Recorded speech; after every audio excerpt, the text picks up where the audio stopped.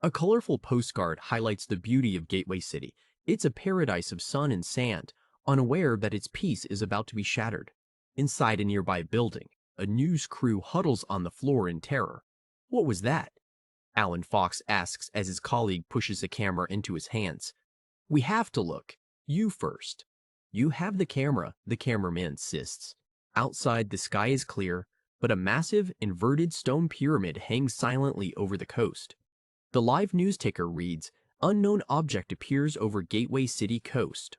Alan Fox tries to maintain his professional composure as the broadcast continues. We're here just beyond the Gateway City boardwalk, filming from an unsecured location, he stammers into the microphone. Suddenly, a swarm of red, leathery shapes erupts from the base of the floating object. Oh crap, Alan mutters, watching the sky fill with monsters. The swarm of red pteranodons dives into the streets, causing immediate chaos.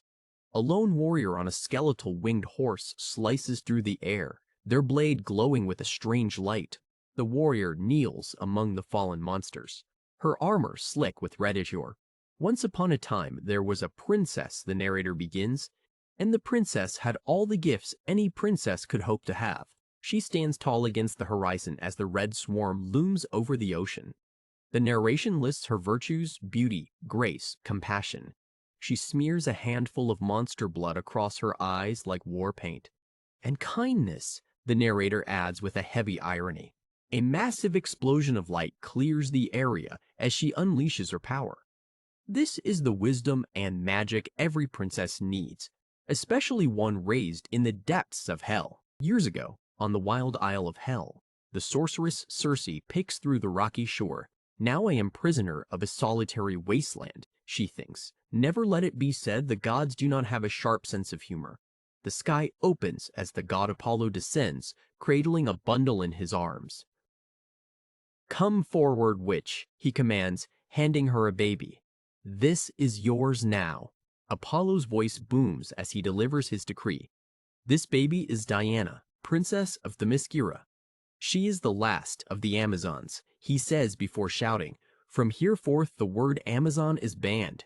Apollo ascends back to the heavens. Circe is left holding the infant. She looks down with cold eyes, deciding that since she wasn't tasked with keeping the girl alive, she will let the island take its course. The test comes quickly as a massive, orange-scaled serpent slithers toward the baby. Circe watches from a distance, indifferent to the child's survival. The snake lunges, but Diana's tiny hands reach out and clamp around its neck. A sudden flash of energy illuminates the pit. With a strength that should be impossible, the toddler hurls the giant predator into the air. Circe watches in stunned silence as the yeet echoes through the cave. Circe steps forward, a smirk playing on her lips. Well, well, well, she whispers, realizing the gods might have sent her something more interesting than a burden. Time passes, and Diana grows into a curious toddler under Circe's watchful eye. As Circe stirs a glowing cauldron, Diana crawls across the cave floor after a small red creature. She corners a tiny fire-breathing lizard and giggles. Eee, she chirps, reaching out to touch the monster. The lizard lets out a blast of flame directly into her face.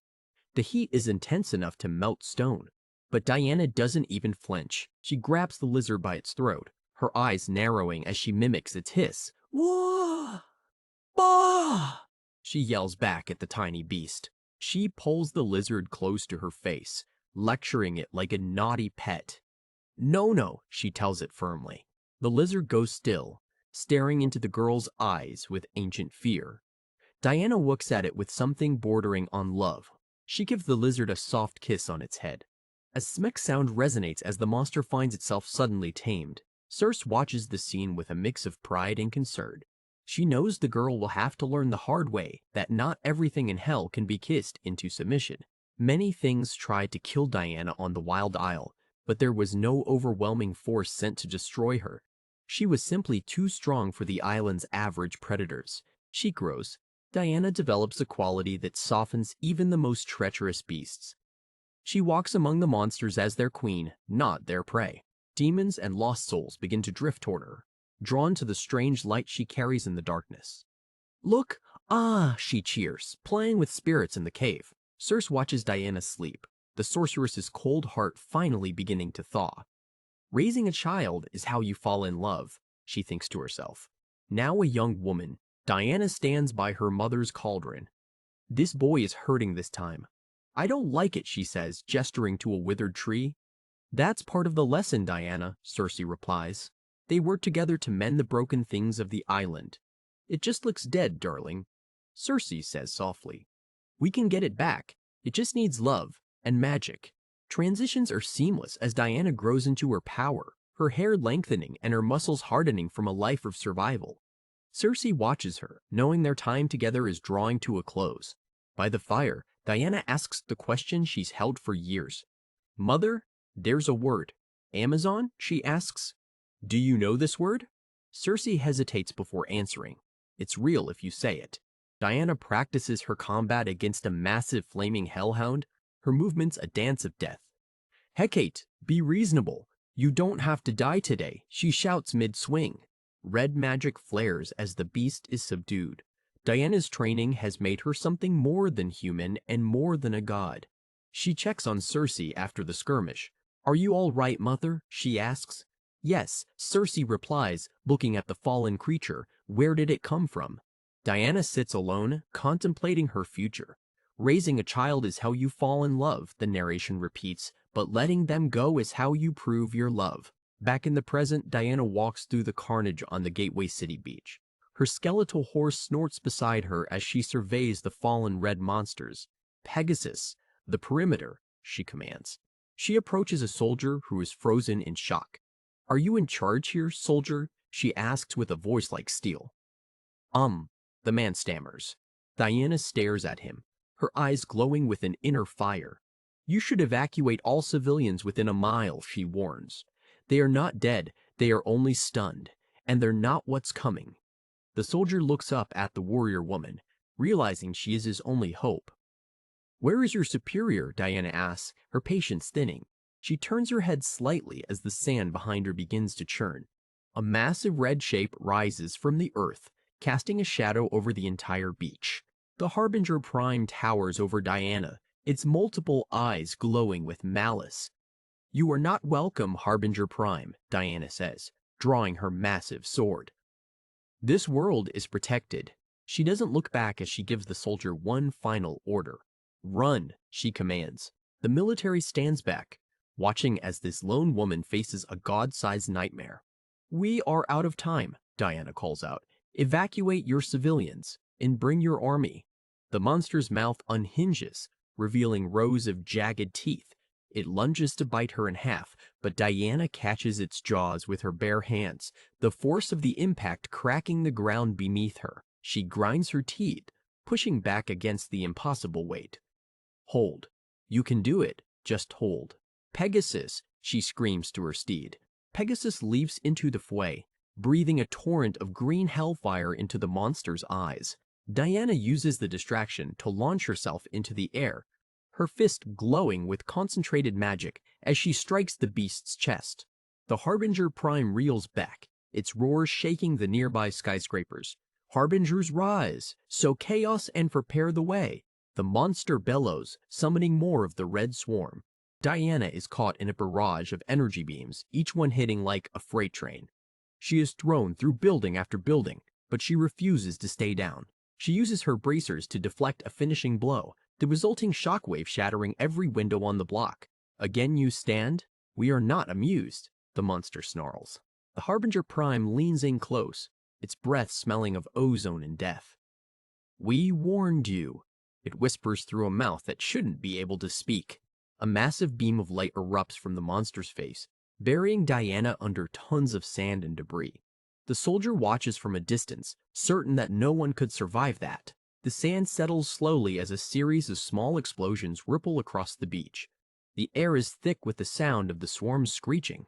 Diana's body is thrown across the shore, her armor cracked and her breathing heavy. For a moment, it looks like the princess of hell has finally met her match. In her mind, she drifts back to the firelight of the isle. Mother? Her younger self asks. Yes? Circe responds. Diana sits on the edge of her chair, her hands trembling. I must ask you about this word again, she says. Circe closes her book and looks at her daughter with a rare softness. I'm afraid, Diana admits. It is important, Circe replies.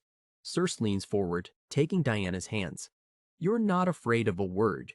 You're afraid of the change saying it will bring, she tells her. Diana looks into her mother's eyes, searching for strength. Say the word. Diana, say it and know it is what you are, Circe whispers. The word tastes like power on her tongue.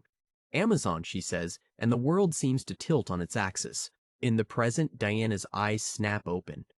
Amazon, she whispers to the sky.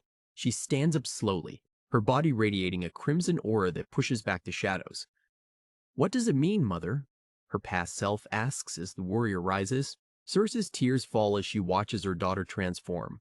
They don't want me to know I'm an Amazon. Why? Diana asks. Diana's lasso begins to form in her hands, a glowing rope of red light that hums with the frequency of judgment. She remembers Circe's final lesson. Become what you were always meant to be. Her eyes are no longer blue, they are pits of burning red light. She has fully embraced her heritage as a god killer. Diana stands before the Harbinger Prime, her lasso crackling like a whip of pure energy. For I am Diana of Themyscira, and you will not have this world while I still draw breath, she thunders. The monster looks down in confusion. Away, warrior. You are beaten, it commands. I insist, Diana replies as she lunges forward. The title card Absolute Wonder Woman flares across the street. She is a storm of steel and fire, a force of nature that the world of men is not prepared for. Alan Fox continues his frantic reporting. At present, a strange superpowered woman is fighting massive creatures. On our beach, he shouts over the sound of battle. Diana moves like a blur, her lasso wrapping around the Harbinger's limb and glowing with an intense heat. Maybe nowhere will be the same, Alan wonders aloud. She swings Pegasus around, using her steed's momentum to launch a devastating kick into the monster's jaw. The Harbinger Prime lets out a screech that shatters the nearby pavement. Diana lands gracefully, her lasso still humming with energy. That is but a taste, Harbinger Prime. Retreat now and save yourself, she warns, her voice calm despite the carnage. The swarm closes in on her, but Diana creates a massive star-shaped burst of energy that vaporizes everything in its path. This is your final warning, she yells. She loops her lasso around the monster's neck, the red energy burning into its hide. Hear me, Harbinger, for I bring you Nemesis, she screams, pulling with all her might. The Harbinger Prime begins to dissolve into shadow as the lasso's judgment takes hold. We accept, the monster rasps before vanishing into the surf. Alan Fox is stunned. Wait, it's going in the ocean?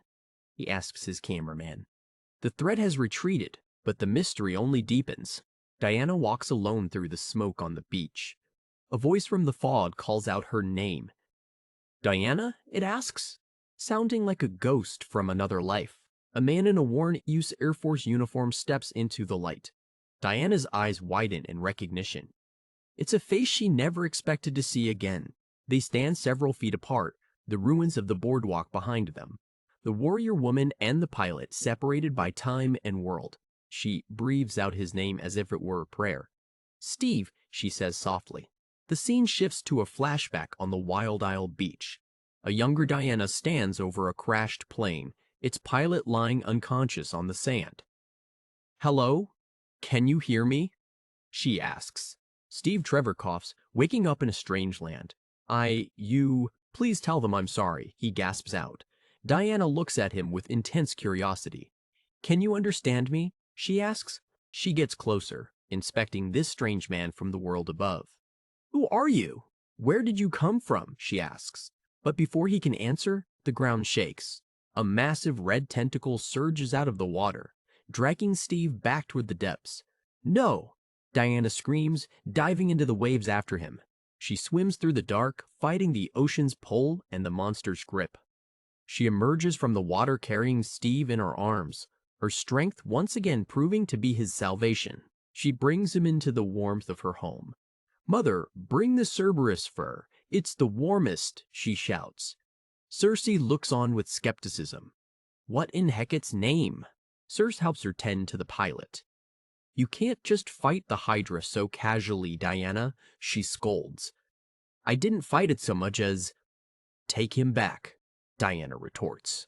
Steve wakes up in the cave, covered in a thick fur pelt. On the beach. I thought you spoke Greek, he mutters. I did, Diana answers. But we're not in Greece? I wish. He looks around at the candles and the strange artifacts. So where are we, he asks. We're in my home. I live here with my mother, Circe, Diana explains. Steve looks worried.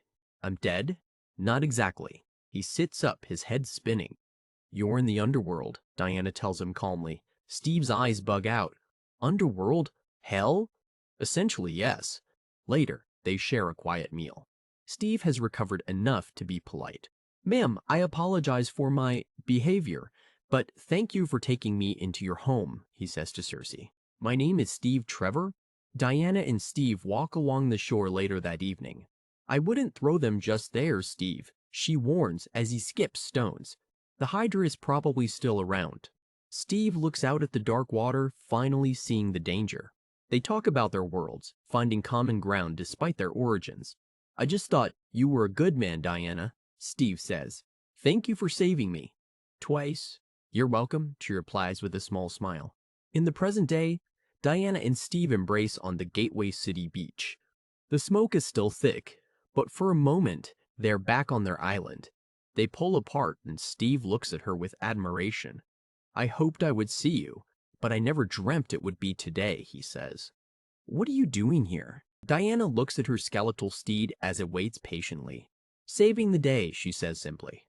Steve looks at the horse, then back at her. He gestures to her red and black battle gear. Your costume is very handsome, he says. Diana smiles. It's called a uniform. And you're about to meet a whole bunch of them. They walk together toward the military command tents. You do not need to warn me, Stephen, Diana says. I am not entirely naive in the world of men. I had a teacher with a sharp tongue. Inside the command center, Commander Cole is red-faced with anger. Endangering a massive number of lives with this insanity. For all we know, you're in league with the damn thing, he screams at Diana. Diana stands perfectly still as the commander rants. I understand your position, Commander. I am an outsider and an element you cannot control, and that frustrates you. But this is not my problem, she says firmly. She looks him directly in the eye. My problem is that monsters are coming, and I am only one woman. But I will coordinate with you so that we may save more lives, together. This world is not prepared for what is coming for it. The tension in the room is palpable as Diana looks over their tactical maps. How is the evacuation proceeding, she asks. Slow, a sergeant replies. We were going to stop the order since you killed it. I did, but that was just a harbinger. Diana turns to leave the tent. So perhaps rethink how you would like to approach this conversation and let's try again when you've calmed down, she tells the commander. I'll be outside feeding my horse. Steve follows her back to Pegasus. Can you understand your horse? He asks. I can communicate with all animals, Steve. He finds your manner soothing. Steve reaches out to pet the skeleton horse's snout. What's his name? Pegasus. Steve pauses. I know he's a Pegasus, but what's his name? Pegasus. He looks at her, confused. Your Pegasus is named Pegasus? Diana nods. Steve. My winged horse is the great mythological winged horse Pegasus, born of Medusa's blood, slain by Zeus. Steve looks closer at the exposed ribs of the horse. Is that why he's, bones? He is bones because he was slain, Diana explains patiently. He stares into the glowing red eyes of the creature. So how is he alive? Magic and sacrifice. Just like you, Diana says, a hint of sadness in her eyes. Steve sighs, looking back at the command tent. I'm sorry about what happened in there. It's disappointing, but I expected it, Diana says. What will you do if they won't let you help? She mounts Pegasus, her cape billowing in the wind. I'd like to see them try, she says with a confident smirk. He hears. She stops, her eyes widening. A sudden psychic scream hits Diana like a physical blow. She clutches her head, her face contorted in agony. Ungog! By Hecate! She groans. Steve rushes to her side. Diana! What's happening? Cover your ears, she screams at him as a high-pitched ringing begins to vibrate the air around them. The noise becomes deafening, a sound that isn't heard with ears but felt in the soul. What is that sound? Steve yells. It will pass. Diana mutters through gritted teeth. Across the beach, soldiers and civilians collapse, clutching their heads as the psychic shockwave ripples outward. It's what comes next we have to fear, Diana warns. Diana looks up, her eyes fixed on the horizon where the fog is thickening. Mother, protect me in dangerous waters. Goddesses, guide my hand. Sisters, if I do not find you in this world, I will find you in the next. From the mist, a monstrosity of impossible scale emerges. It is a city-sized, many-legged nightmare with a gaping maw. Oh my God, Diana, what is it? Steve gasps. Death personified, she replies. Diana stands on the shoreline, a tiny figure against the gargantuan creature known as the Tetracide. Commander, evacuate the city now. I'll buy you time, she orders.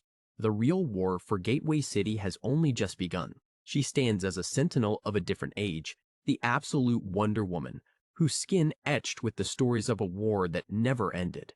In the heart of the Gateway City Natural History Museum, the modern world watches a nightmare unfold on every screen. Barbara Minerva stares at the flickering image, her eyes wide as she recognizes a myth walking among men. Wonder Woman, she whispers, before turning and sprinting toward the exit while her colleagues call out in confusion. Meanwhile, at the Gateway City boardwalk, a titan of flesh and shadow looms over the pier, threatening to swallow the skyline whole. Inside the makeshift command center, Diana stands over a tactical map, her presence commanding more authority than any general in the room. She gestures to an ancient vase, the painted figures illustrating a horror known as the Tetracide, a beast that feeds on more than just lives. Outside, the sky is a bruised purple as Diana mounts her skeletal steed, the Pegasus, preparing for a confrontation that defies logic. She looks the monstrosity in its many eyes, her voice steady despite the chaos. I offer you a choice. Leave and never return, or die by my hand. The monster answers with a roar that shakes the foundations of the city, and Diana's eyes narrow with lethal intent. So be it, she says. She launches into the air, a streak of red and gold against the gray hide of the beast, her massive blade singing as it cuts through the air. Strike true, my friend, she commands as she cleaves through a forest of reaching tentacles. The monster's blood sprang like a toxic tide, but for every limb she severs, a dozen more lash out, threatening to entangle the warrior in a web of suffocating darkness. Her mind drifts back to another time, to the Wild Isle, where the fires of hell were the only warmth she and Steve Trevor ever knew. They sat by a campfire, two souls from different worlds trying to find common ground in a land that wanted them dead. Steve watched her with a mixture of awe and pity, wondering if she would ever see the home she spoke of with such quiet longing. Diana pored over ancient texts, her fingers tracing a spell that promised a way out, but carried a cost that stayed hidden in the margins. I read it, she tells her mother, her voice flat, her eyes fixed on the flickering shadows of the cave wall. Circe watches her daughter, her face a mask of green-tinged sorrow. Then you didn't understand it, she warns. Diana looks up, her gaze hardening into the steel she was born to carry. I understand it perfectly, she replies. Steve approaches with a bundle of firewood, a small smile on his face, unaware that the air between the two women has turned cold. Diana reaches out, touching his arm with a gentleness that feels like a goodbye. Perhaps someday, Steve, she whispers. Later that night, the island falls into a heavy, unnatural silence as Steve drifts into a dreamless sleep. Circe in her bed, her instincts screaming that something in the balance of the world has just shifted. She finds Diana hunched over a basin in the red glow of the hearth, her silhouette jagged and strange. Diana, what are you doing up at this hour? Circe asks, her voice trembling as she steps into the light. Diana doesn't turn around, her head bowed as if under a weight no mortal could survive. I couldn't stop thinking about it. About what, darling?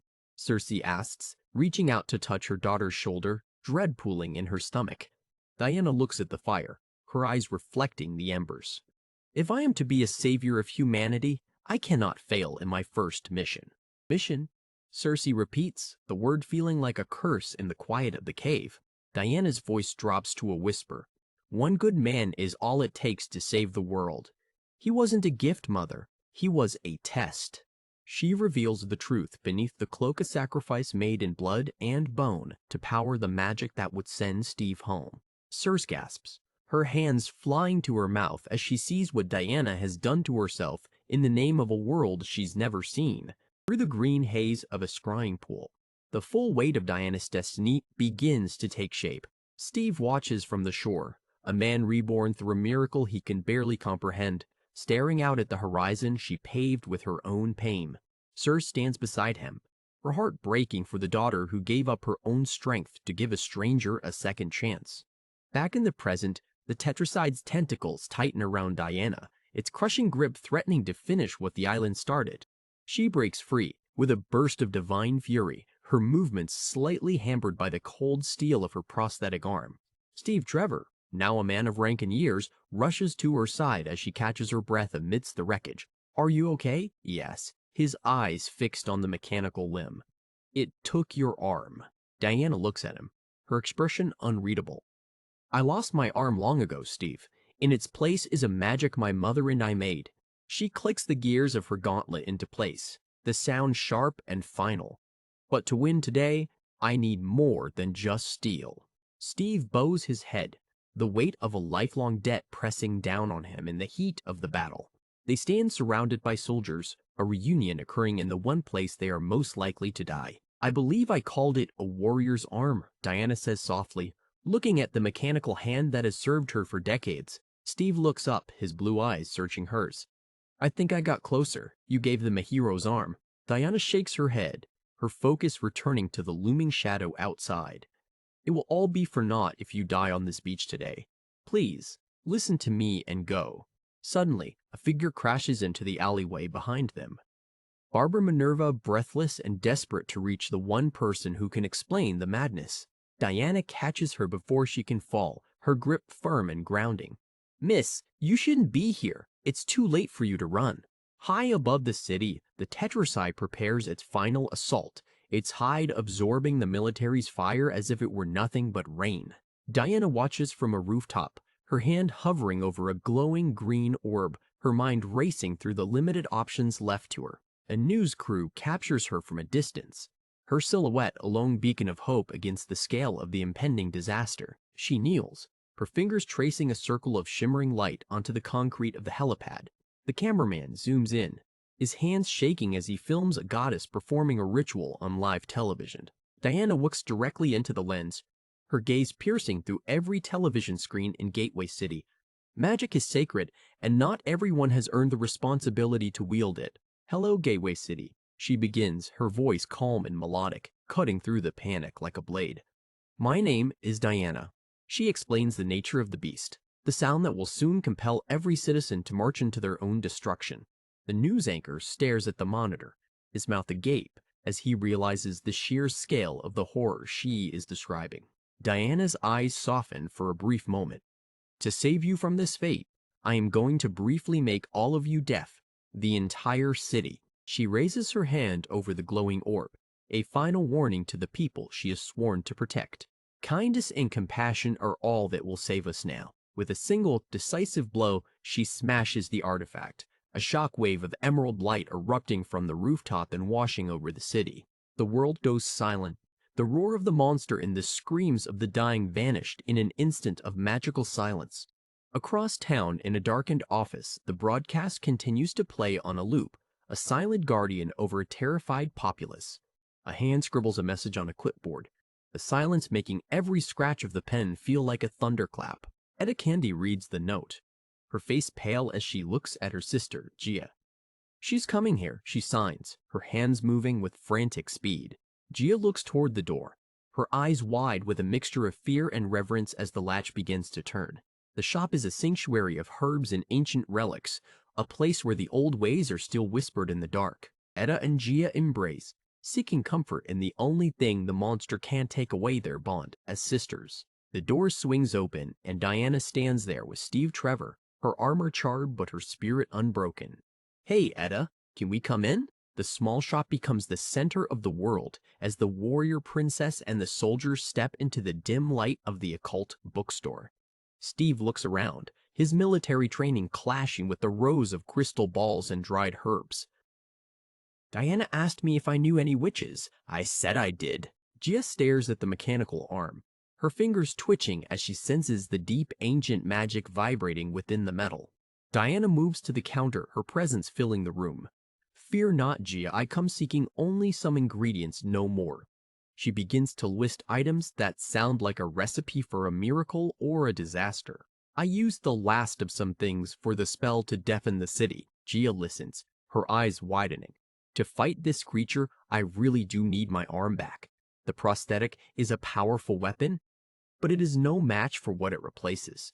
Steve watches them, realizing just how much he has underestimated the world he's lived in all his life. Gia begins to pull drawers from the wall, her movements rhythmic and practiced as she gathers the components Diana requires. Valerian, yucca root, and black walnut are piled onto the counter, the air filling with the sharp, earthy scent of raw magic. Valerian? Really? Now? G asks, pausing as she holds a jar of dried leaves. Diana looks at her with a sad, knowing smile. There are many kinds of reconciliation, Gia. I would not ask if it was not important. She places a final, heavy jar on the wood.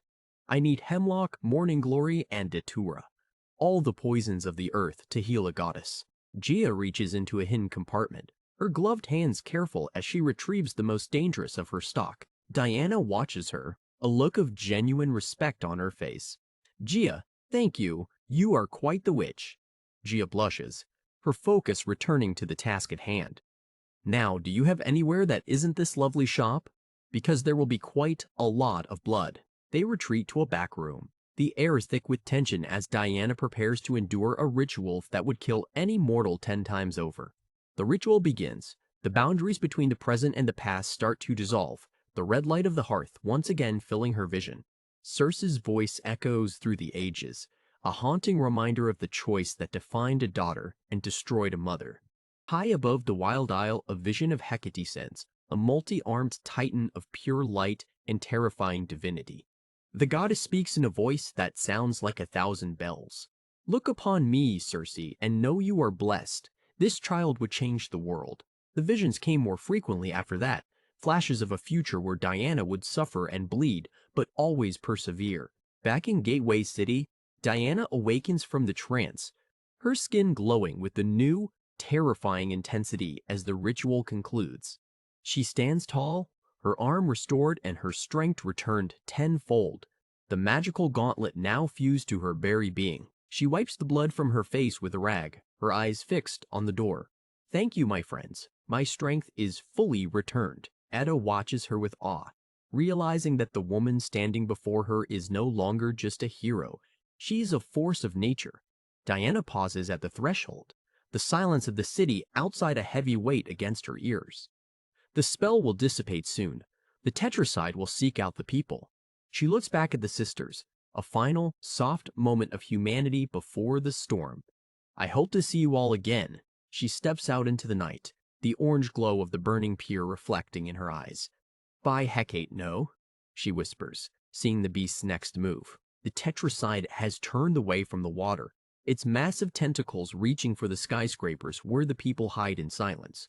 Diana takes flight, a trail of red light behind her, her lasso glowing like a miniature sun as she prepares the final gambit. The air crackles with the fading energy of her deafness spell, the first screams of the city beginning to echo through the streets once more. She dives toward the water, her hands moving through the air as she chants words in a tongue that was dead before the first city was built. The bay begins to churn, a whirlpool forming as a massive shape rises from the depths, responding to her call. The Athena blade erupts from the waves, a mountain of silver steel that dwarfs even the skyscrapers around it. Diana grips the hilt of the colossal weapon, her muscles straining as she channels every ounce of her divine heritage into the blow. The monster turns too late, its hide splitting as the blade connects, the sound of the impact shattering every window for blocks. She cleaves through the creature's core, a fountain of black ether and magical energy erupting into the night sky. The beast collapses, its massive body dissolving into ash and sea foam as the light of the Athena blade slowly fades. Diana stands amidst the ruins, her breath coming in heavy gasps, her restored arm pulsing with a rhythm that matches the heartbeat of the city. She looks up at the sky, the clouds finally beginning to break, the first rays of a new dawn touching the water. The city remains silent, a community bound by a shared miracle, staring at the woman who sacrificed everything to save people she's only just met. But in the shadows of the White House, the powerful watch the screen with a different kind of fear. "We still have a very big problem on our hands," whispers Kale, as the world learns the name of Wonderwoman. Gateway City is under siege as a massive creature, the Tetracide, looms over the harbor like a nightmare made flesh.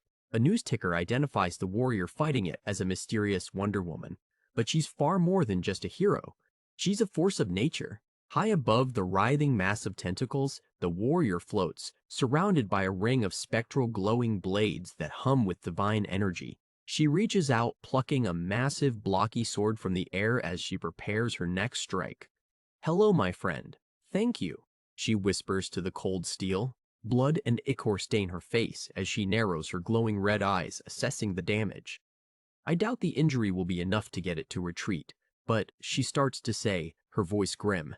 Suddenly, fighter jets scream across the sky, unleashing a barrage of missiles into the creature's back. The explosion is blinding, but it only seems to agitate the beast as it lashes out with its tentacles, swatting the missiles toward the city skyscrapers. "Here and no," Diana gasps, watching the ordnance hurtle toward the innocent. The missiles dive toward the populated streets. Diana plunges through the air with desperate speed. "Hecate, please, aid your servant in her hour of need," she prays, her voice strained by the G-force. She manages to deflect 2 of the projectiles with her blades, but the third remains on its lethal trajectory. There's no way she can reach it in time, and the realization of failure begins to set in. Her eyes widen, reflecting the trail of the incoming missile that's about to level a city block. "Oh my goddess," she breathes, feeling the weight of the lives she's about to lose. Out of the smoke, a skeletal, winged creature dives into the path of the destruction. It's Pegasus, the undead steed, catching the explosive in its jaws with a terrifying display of loyalty. The missile detonates inside the horse's ribcage, but the creature barely flinches as the fire consumes the air. It snorts a plume of flame, a defiant sound that echoes over the rooftops. Diana looks back at her companion, relief washing over her face before her gaze turns cold. "Thank you, Pegasus," she says, refocusing on the monster in the bay. "Can't be having any more of that." She flies alongside the cockpit of a fighter jet, tapping on the glass to get the pilot's attention. "So I need you to not do that again, all right?" she tells the stunned aviator. Beneath her, the Tetracide is already regenerating its wounds. Diana knows she's just buying time, and when time runs out, only desperate ideas remain. Her mind drifts back to the Wild Isle, a place of ash and brimstone where her mother, Circe, stood over a campfire. Circe offered her a glowing green cord, warning that it was a weapon of last resort, filled with beauty and horror, danger and opportunity, Circe explained. Diana took the glowing rope, named Gaia, and whispered, "I understand." The memory shifts to Diana alone in the wilderness, huddling under a heavy fur cloak for warmth against the freezing night. She recalls a moment of training, falling through the air as she wrestled with a winged harpy, her new weapon glowing at her waist like a beacon. She returned to her mother with blood on her hands and the green cord coiled and ready for the next lesson. The harpy had been a fierce opponent, but Diana's resolve was fiercer, proving she was ready for the weight of her heritage. Back at the fire, the silence between mother and daughter was heavy. "You didn't have to wait up," Diana said as she approached the fire where Circe sat. The memory flashes back to the struggle. Diana strangling the beast with the glowing lasso, feeling the life drain from its body. "It worked very well," she told her mother. "You are much more skilled in transmogrification. I am far less fluent." Circe simply sighed. "Speak plainly, Diana." Diana looked up, a fresh scar marring her cheek as she clutched the lasso that felt more like a shackle than a tool. "I found it. A bit cruel," she admitted, the weight of the kill heavy on her young shoulders.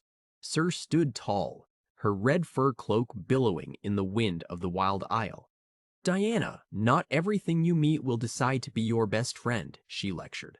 "Many will try to kill you even before shoving away your hand of friendship." Circe walked away, leaving her daughter to contemplate the harsh reality of their world.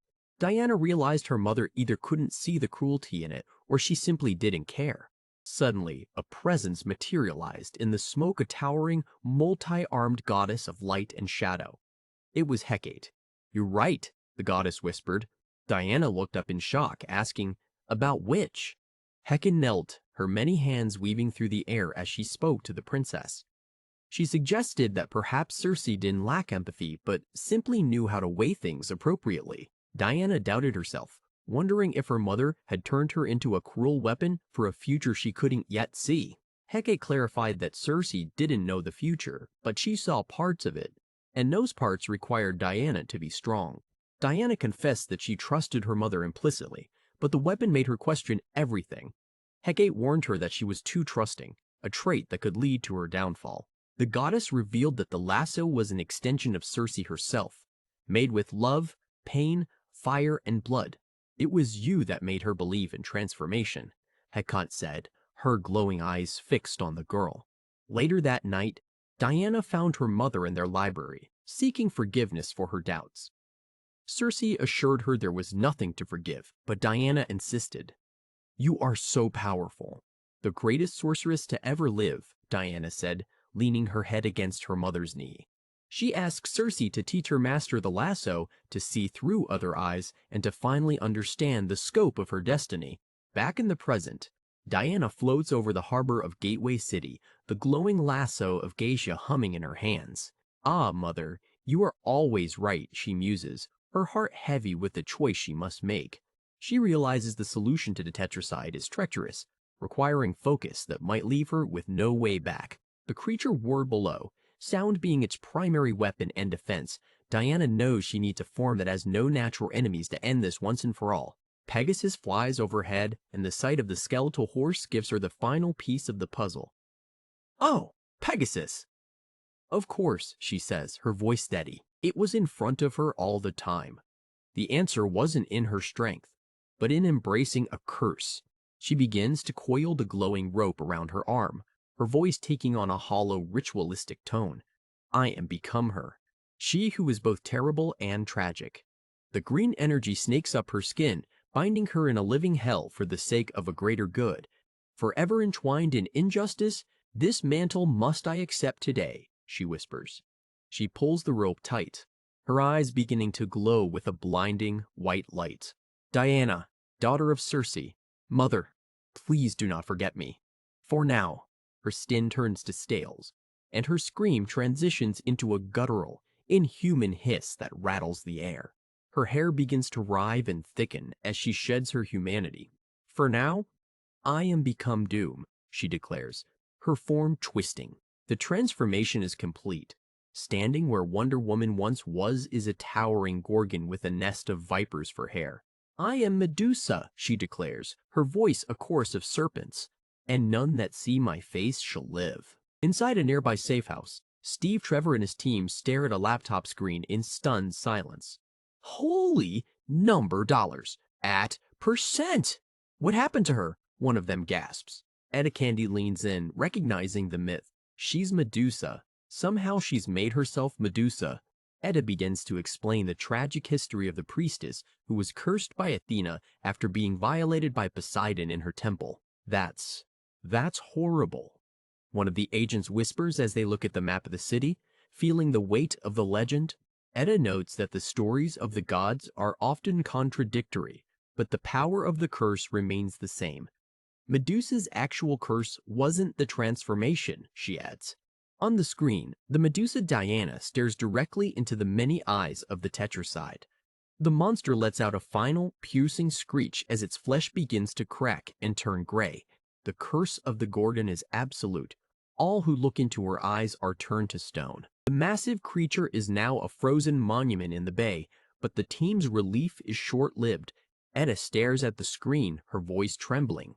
"It's dead. Why is she still Medusa?" Steve Trevor stands up, ripping his sleeve as he prepares to head out. "Maybe it's not that simple. If you become something else, how do you remember what you were? Etta grabs his arm, trying to stop him. Steve, you are absolutely not going out there, she commands, fearing for his life. Steve looks at her with an intensity that brooks no argument. Diana sacrificed everything to save him from the underworld, and he won't leave her like this. He ties a blindfold over his eyes, stepping out into the chaos.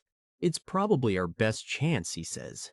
In the middle of the street, the Medusa Diana is losing herself to the monster, her massive tail smashing through buildings in a blind rage. She lashes out blindly, her green-scaled arm glowing with the remnants of the lasso's magic. Diana? A voice calls out through the smoke, causing the serpents on her head to hiss in unison as they seek a target. Steve Trevor walks toward her, his hands raised, unable to see the horror before him. He reminds her of the hero she is, the warrior who cut off her own arm to save him. Diana, I know you can hear me, and I know you understand that this is not who you are, he says, his voice steady. The Medusa leans down, her stone-cold eyes inches from his face, but the blindfold protects him from the petrifying gaze. He tells her she's the daughter of Circe, the witch of the Wild Isle. Diana, the last of the Amazons, he continues, reaching out to touch the scales of her neck. A thick green mist begins to swirl around her as the transformation reverses. The magic of the lasso reacting to his words, Diana's human face emerges from the fog, her eyes soft as she looks at the man who saved her soul. One good man can save the world, Steve. Thank you, she whispers.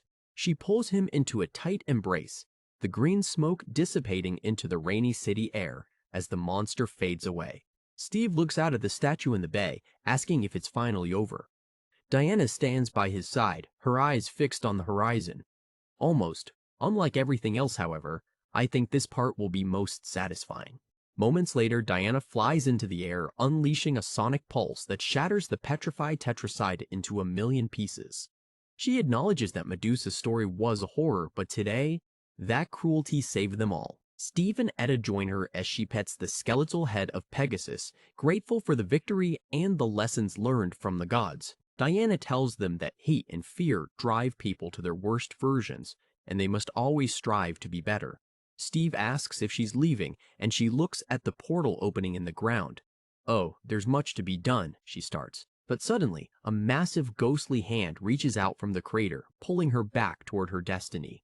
Elsewhere, in a desolate desert landscape, a young man sits in the sand, lightning crackling around him. What have I done? He asks himself as the speed force surges through his body in an uncontrollable wave. Panicked, Wally West stares at his hands, his mind racing through the consequences. He's ruined everything, and he knows that when he finds out, he's literally going to kill him. He collapses to his knees, clutching his head as the red energy threatens to consume his sanity. No, no, he whispers, the desert sand vibrating beneath him. No, he screams, his voice lost in the thunder of his own power as the world around him begins to blur. He tries to remember his training, to breathe and slow it down, just like she taught him in the quiet moments between the lightning. Eyes fly open, the pupils glowing with the intensity of 1,000 storms. Slow. He commands himself.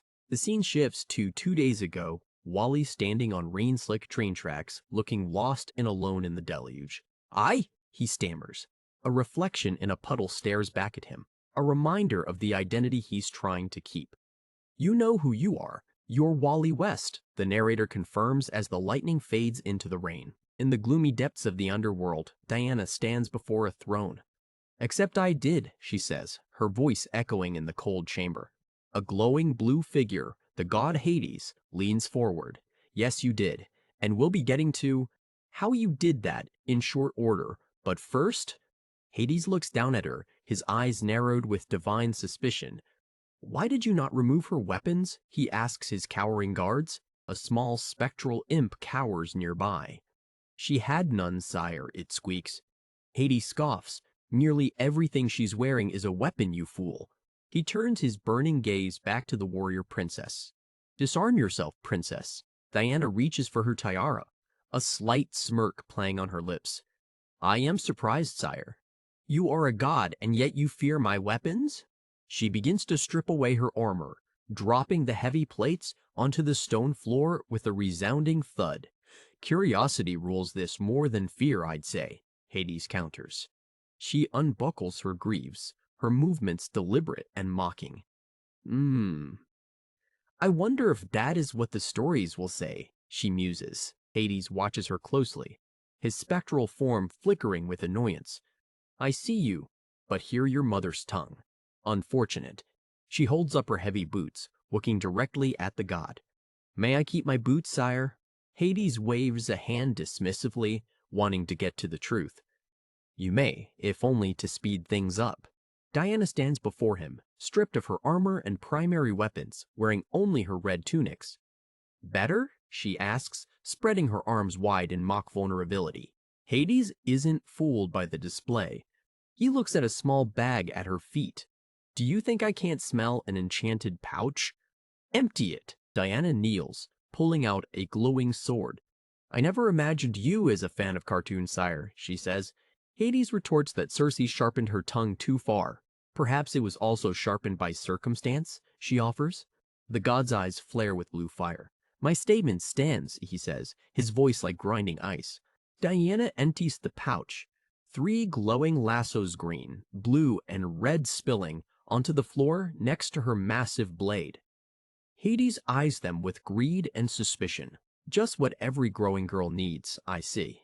He points a spectral finger at the most vibrant cord. Bring me the red lasso. The spectral imp reaches for it, but Diana warns them with a cold stare. I'd advise against that, sire. Hades ignores her. I'm sure you would. The imp's hand touches the red cord. A violent surge of energy erupts, tearing the creature's form apart. None may wield the nemesis lasso but me, my liege, Diana says calmly. Hades glares at her as she explains the safety measures built into their craft. We would not have crafted such dangerous weapons unless we could be certain they would not be misused, she states. You and my mother have been busy, Hades notes. She looks up at the god with a defiant smile. When you live in a place that constantly tries to kill you, weapons become second nature, sire. Hades leans back, intrigued by the legend. Tell me what this nemesis lasso is made from? Diana begins to recount her journey to Mount Prometheus, the moment she realized the true scope of her mother's vision. Years ago, Diana scaled the jagged cliffs of Mount Prometheus, a place where myth and reality bleed together. Lightning arced through the sky as she hauled herself up the rock face. I suppose when you chain a titan to a mountain to torture him for eternity, it does become his mountain, she mused. At the summit, she found him, the titan Prometheus, chained to the peaks, enduring a punishment that had lasted since the dawn of time. Diana knelt before her axe, letting her blood drip onto the blade as she prayed. Hear me in the name of all who are unjustly bound. Bless this axe that it may strike true in thy name of justice. She whispered into the storm. She approached the titan, her glowing axe raised high against the dark sky.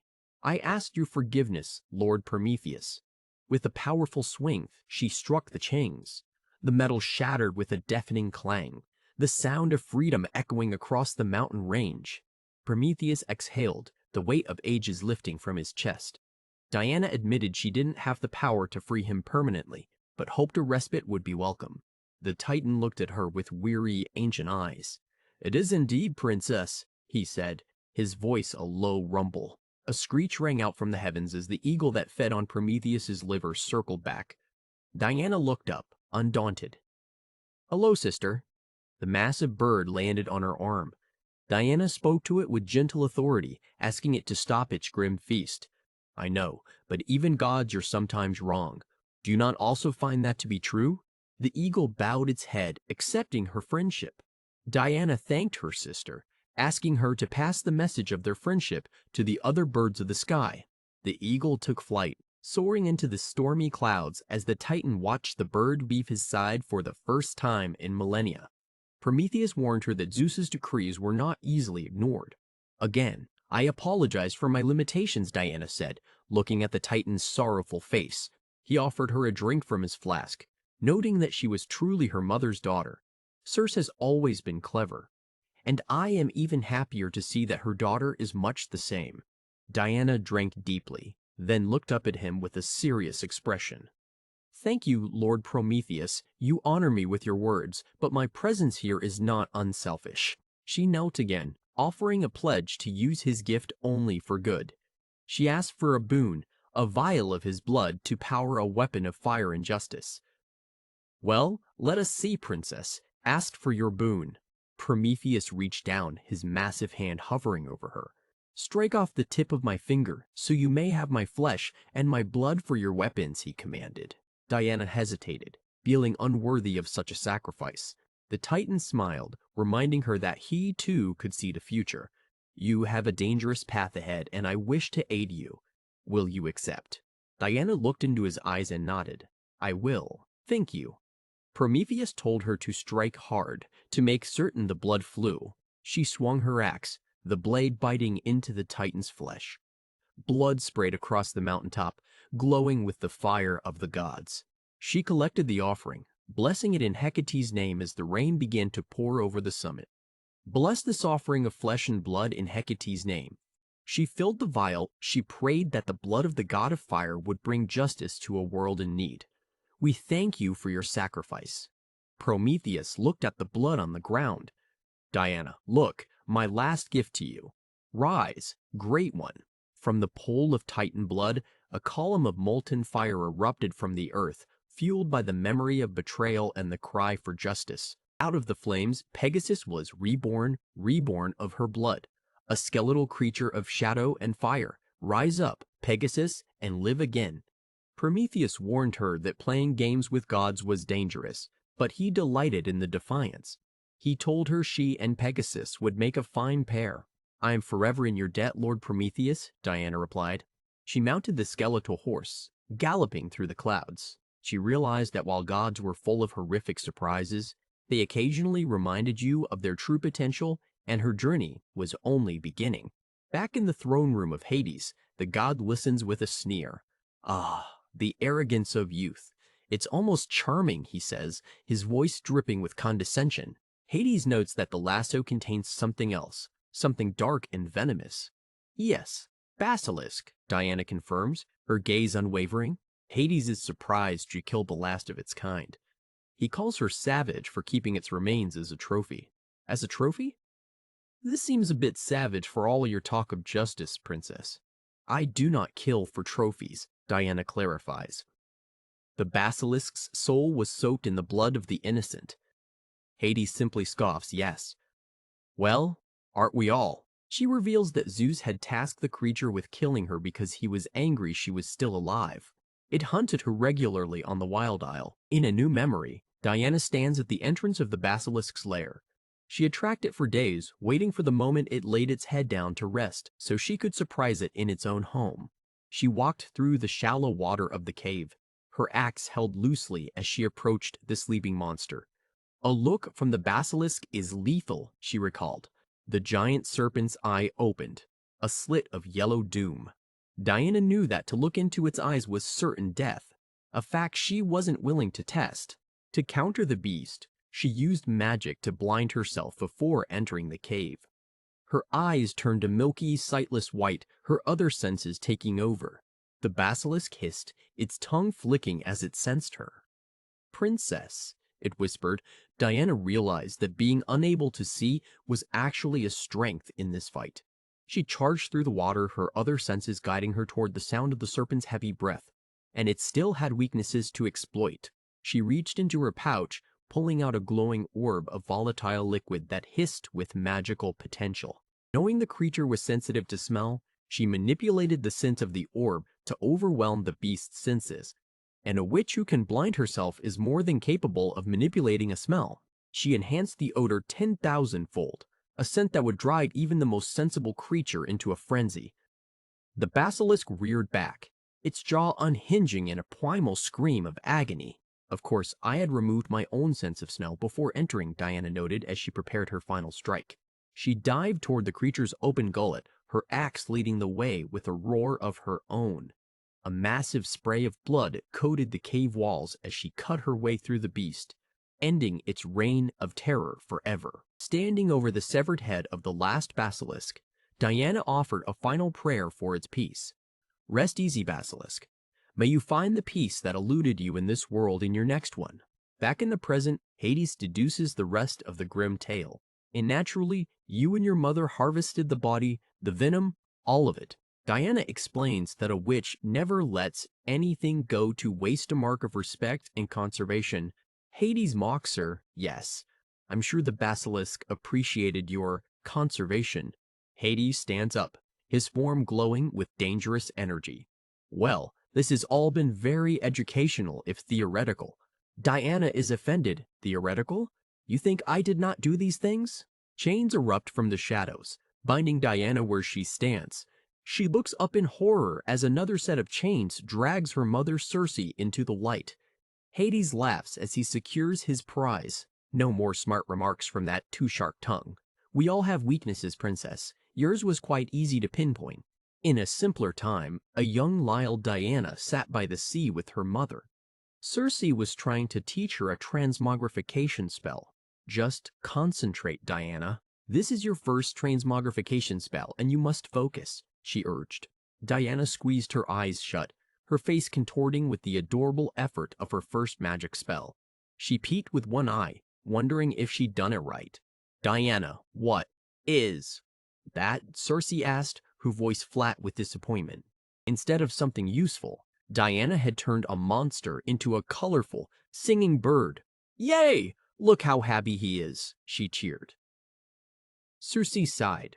Diana, this is not in the spirit of what we discussed. Diana grinned, explaining that the monster had always wanted to be a bird. Isn't it nice we can do that with magic? Now that he's happy, maybe he won't be so naughty. She ran off into the sunset shouting, let's transform everything, while Circe rested her head in her hand with a weary sigh. The end of the beginning. Another day, Diana was punching a massive toothy worm. I warned you last time, she shouted as her tiny fist connected with a womp. She delivered a kick to the creature's side. You have only yourself to blame. She scolded with the confidence of a warrior. She pried the beast's massive jaws open. Now open up, she commanded, her strength surprising even her. A small winged pig poked its head out from the creature's throat. Are you guys okay? Diana asked with a look of pure concern. A dozen strange little monsters came pouring out of the worm's mouth as Diana ushered them to safety. Everyone out, she shouted happily. The giant worm groaned in the background. Diana watched the monster scurry away. You guys have got to be more careful. What if I hadn't found you this time? She warned, her heart full. Long ago, a crimson sun hung over a jagged horizon. They called this the Wild Isle, but in truth, it was hell. A young girl with wild curls runs through the rocky terrain, chasing a strange, reptilian creature. I said you're it, silly. Child Diana laughs. She stops suddenly, her bright blue eyes widening as a shadow falls over her. Lady Persephone, she whispers in awe. Standing before her is the queen of the underworld herself, draped in emerald green with hair made of lush flora. Hello, Diana. Come meet my tree, Persephone invites with a serene smile. Diana looks skeptically at a thin, spindly sapling growing from the dust. Are you sure it's a tree? She asks, tapping her chin. Persephone leans down, her face glowing with an inner light. Yes, she's very small right now, just as you are, but one day she will be great. She reaches out a gauntleted hand toward the leaves, her touch sparking a faint glow. Just as you will be, she promises. The queen explains that wherever she walks, life follows, even in this place of death. Come, show me the rest of your home, Diana. Perhaps we can encourage more to grow, she suggests. They walk together toward the setting sun as Persephone begins a tale. Have you ever heard the story of how I came to be queen of the underworld, Diana? It involves a kidnapping and some very diabolical pomegranate seeds. The scene shifts violently to the present. In the arena of the damned, a massive horned chimera has adult Diana in a crushing chokehold. From the royal box, a blue ethereal figure watches with cold indifference. Thank you, wife. I was considering banning magic in the arena. Might make it even more interesting. What do you think? Hades asks. Diana slams her fist into the ground, struggling against the beast's overwhelming strength. The impact creates a shockwave that echoes through the Colosseum. Persephone watches her champion, her eyes narrowed. I think when she beats your chimera with only one arm, It will be hard for you to recover from that shame. I'd leave it, darling, she retorts. The title card appears: Absolute Wonder Woman, The Lady or the Tiger, Part 2. Years ago, deep within a cave on the Wild Isle, Circe kneels before a flickering fire. Hecate, please answer me. I have made all the offerings, said all the prayers. She pleads. Beside her, a young Diana sleeps soundly, unaware of her mother's desperation. And still you are silent, Circe whispers into the dark. Circe bows her head until it touches the dirt. But this is for Diana, and I must demand an audience with you, now. The flames suddenly roar to life, taking the shape of a terrifying face. Speak fast, Circe. I have only seconds, the fire goddess commands. Circe stammers, of course, I don't know how to get Diana out of hell. The fire crackles with ancient wisdom. There will be 2 escapes. The first is temporary. The second is more permanent, Hecate reveals as her eyes glow within the embers. The goddess reminds Circe of a deal made long ago. I impressed Hades with a simple but diabolical story. Not long after, a new game emerged in his arena, she explains. A sudden gust of wind sweeps through the cave, extinguishing the unnatural flame. The way has been prepared, the fading voice echoes. A heavy book thuds onto the floor, its pages falling open under the flickering candlelight. Circe looks at it with wide, fearful eyes. She reaches out to touch the ancient parchment. The title reads, The Lady or the Tiger. Back in the present, the chimera roars, fire erupting from its maw as it tosses Diana across the blood-soaked sand. She rolls, her arm glowing with a searing heat. Hades leans forward, intrigued by the struggle. My queen, I think you may have misjudged your princess, he mocks. Persephone simply stares ahead. We shall see. Diana is pinned, the chimera's claws digging into her shoulder. In the background, Circe sits bound and gagged, tears streaming down her face as she watches her daughter bleed. In the past, Circe sits on the edge of Diana's bed, holding the book. Diana, this story is called The Lady or the Tiger. Diana looks up curiously. Is this a new story, Mama? Circe opens the book, the illustrations coming to life in Diana's mind. Once upon a time, long ago, there was a beautiful princess, she begins. The images show a princess standing on a balcony, looking down at a kneeling suitor. And she fell in love with a handsome young man who was not a prince, Circe narrates. The mood shifts as the king discovers their secret. When her father, the king, realized this, he sent the princess's young suitor to the arena, Circe says as the suitor is dragged away in chains. The arena is a place of absolute judgment. The king said it was a place that allowed the gods alone to decide someone's fate, Circe explains. In the arena, the young suitor would face 2 doors. The suitor's life depends on a single choice. Behind one door was a beautiful young woman to be his wife, and the promise of a long and happy life, Circe continues. The alternative is grim. Behind the other was a tiger and certain death, she says as the silhouette of a prowling beast fills the frame. Little Diana looks troubled. Can't he reason with the tiger? Or fight it as a last resort? She asks. Circe shakes her head softly. Most people can neither communicate with tigers nor fight them and live. The suitor looks to the balcony for help. But the princess, still very much in love, had told her suitor she would discover which door held freedom and signal this to him, Circe explains. But love is rarely simple. But then the princess learned that the beautiful young woman behind the door was someone she was deeply jealous of. Circe's voice drops lower. The princess is torn apart by her own emotions. Sending her love off to be happy with someone else, she could imagine no fate more painful, Circe narrates as the princess weeps in her room. The morning of the trial arrives. The suitor stands in the center of the arena, looking up at the princess who holds his life in her hands. The tension is unbearable. The princess ticked her head almost imperceptibly in one direction to indicate which door the suitor should choose, Circe says.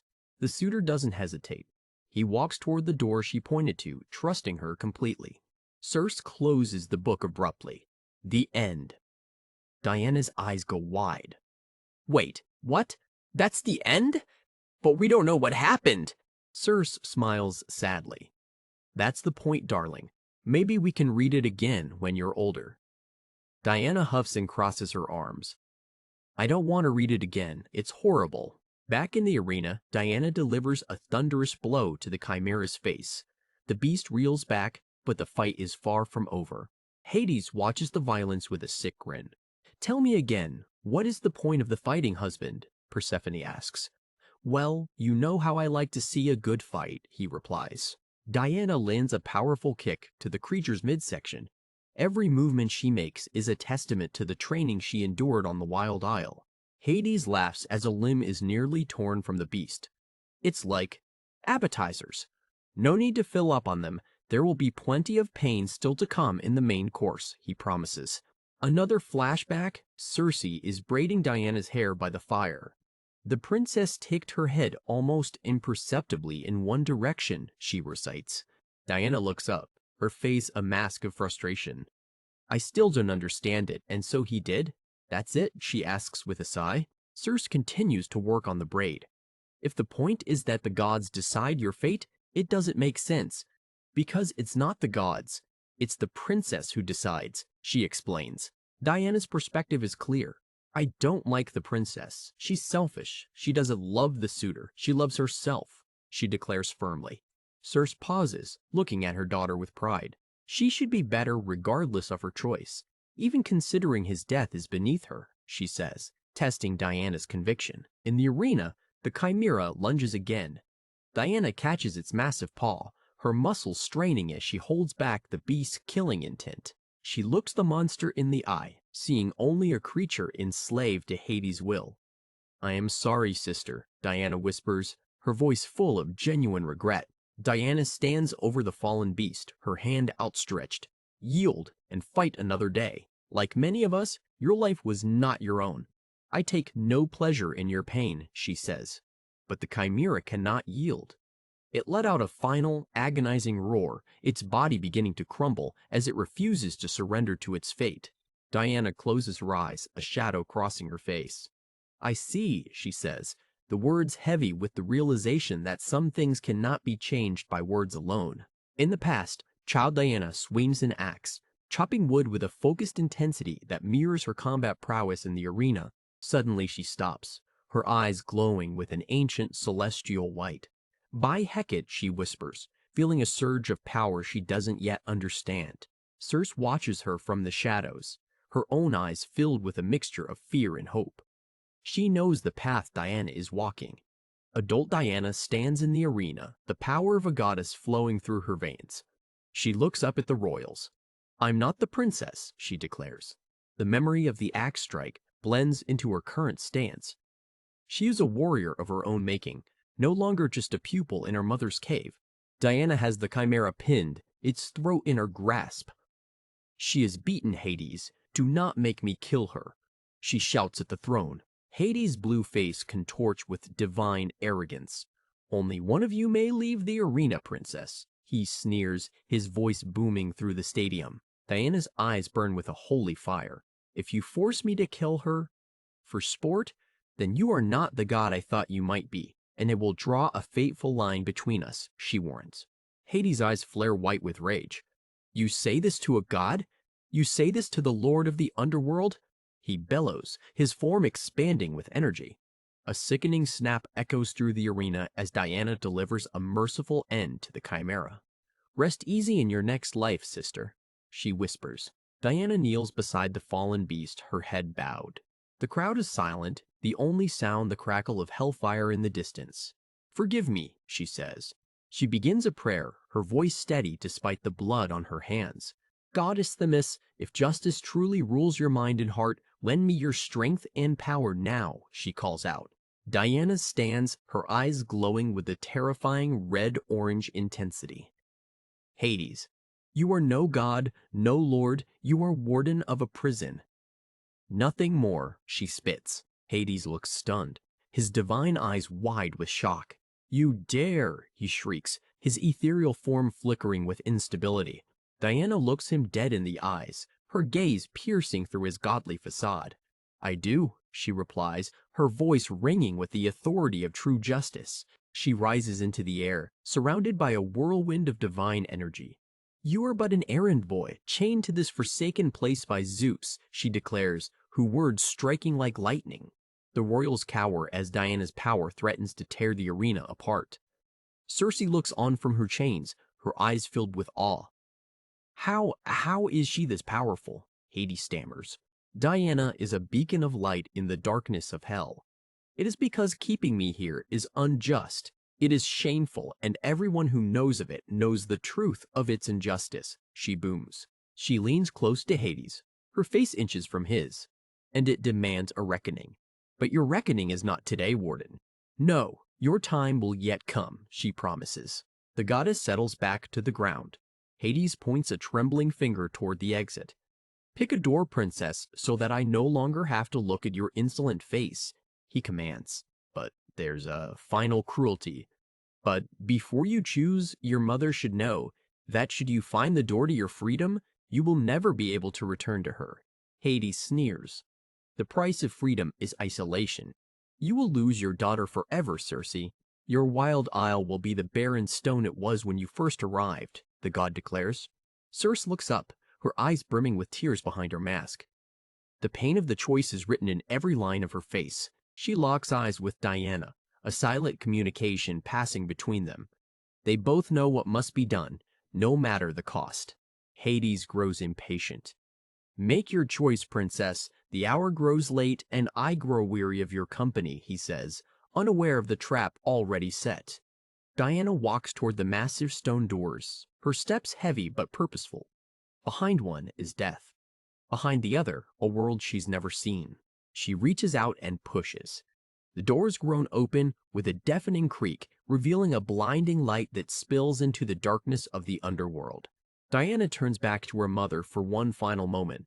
Thank you for trusting me, mother, she says, her voice breaking. Hades laughs, thinking he's won. What's this? Did I stutter? You've won your freedom, and you may not return, he shouts, ready to bar the gates forever. Diana reaches into the shadows, a heavy chain in her hand. With a single divine pull, the links snap like dry twigs. About that, it seems I had occasion to eat a diabolical pomegranate seed, she reveals. The arena falls into a stunned silence. Hades looks at his wife in horror. What have you done, Persephone? He gasps. Persephone stands tall, her emerald gown flowing in the divine wind. I've done nothing but feed her one of your treasured seeds. 1 month in the underworld per year for every seed eaten, she explains coldly. The trap is sprung. Diana may and must return to the underworld for 1 month every year. Unless, of course, would you like to break the rules of the seeds? Persephone asks with a smirk. A massive surge of green energy erupts as Persephone places her hands on Diana's shoulders. Beloved daughters must stick together, Diana, the queen whispers. Hades vanishes into a cloud of blue smoke, his parting words full of venom. This is not finished, princess. You've made a grave miscalculation and a motivated enemy, he threatens. Diana kneels before Persephone. I am forever indebted to you, goddess. You have restored my mother to me, a debt I can never repay, she says with profound gratitude. The light fades, and we are back on the wild isle.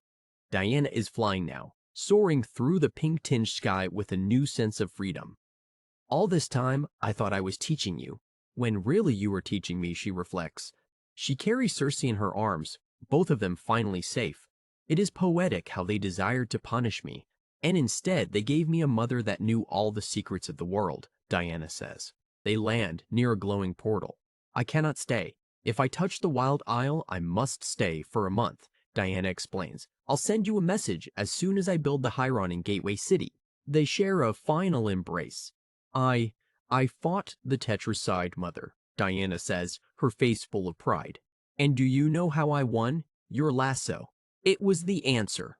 Their hands reach out for one last touch as the portal begins to close. In Hecate's name, fare thee well, mother, Diana calls out as she steps into her destiny.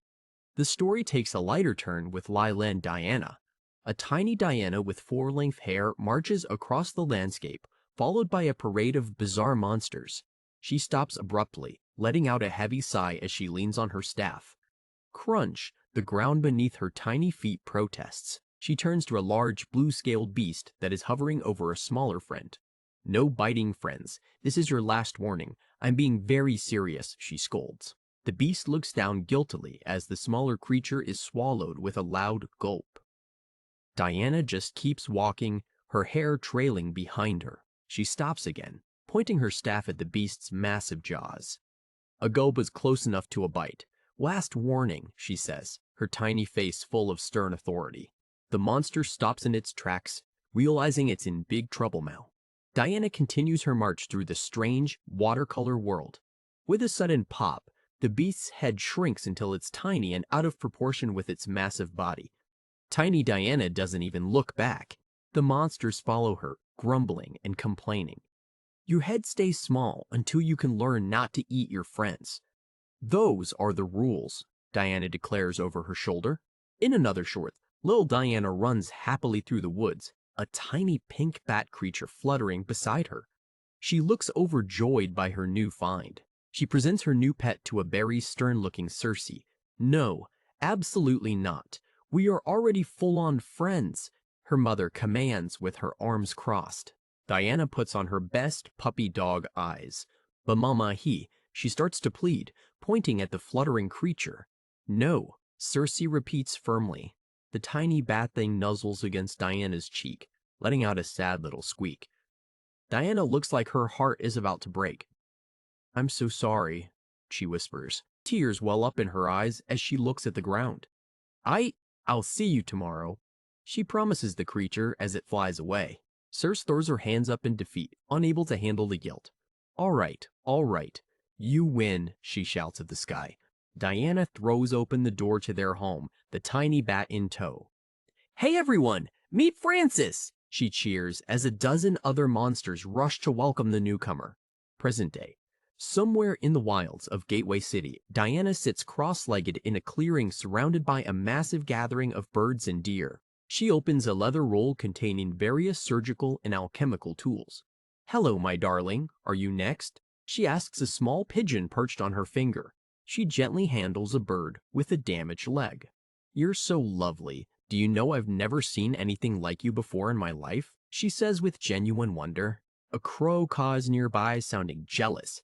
Diana chuckles. Do not be jealous. You are equally lovely, just different. And crows have been my friends since I was but a babe. Diana stands and releases the birds into the sky.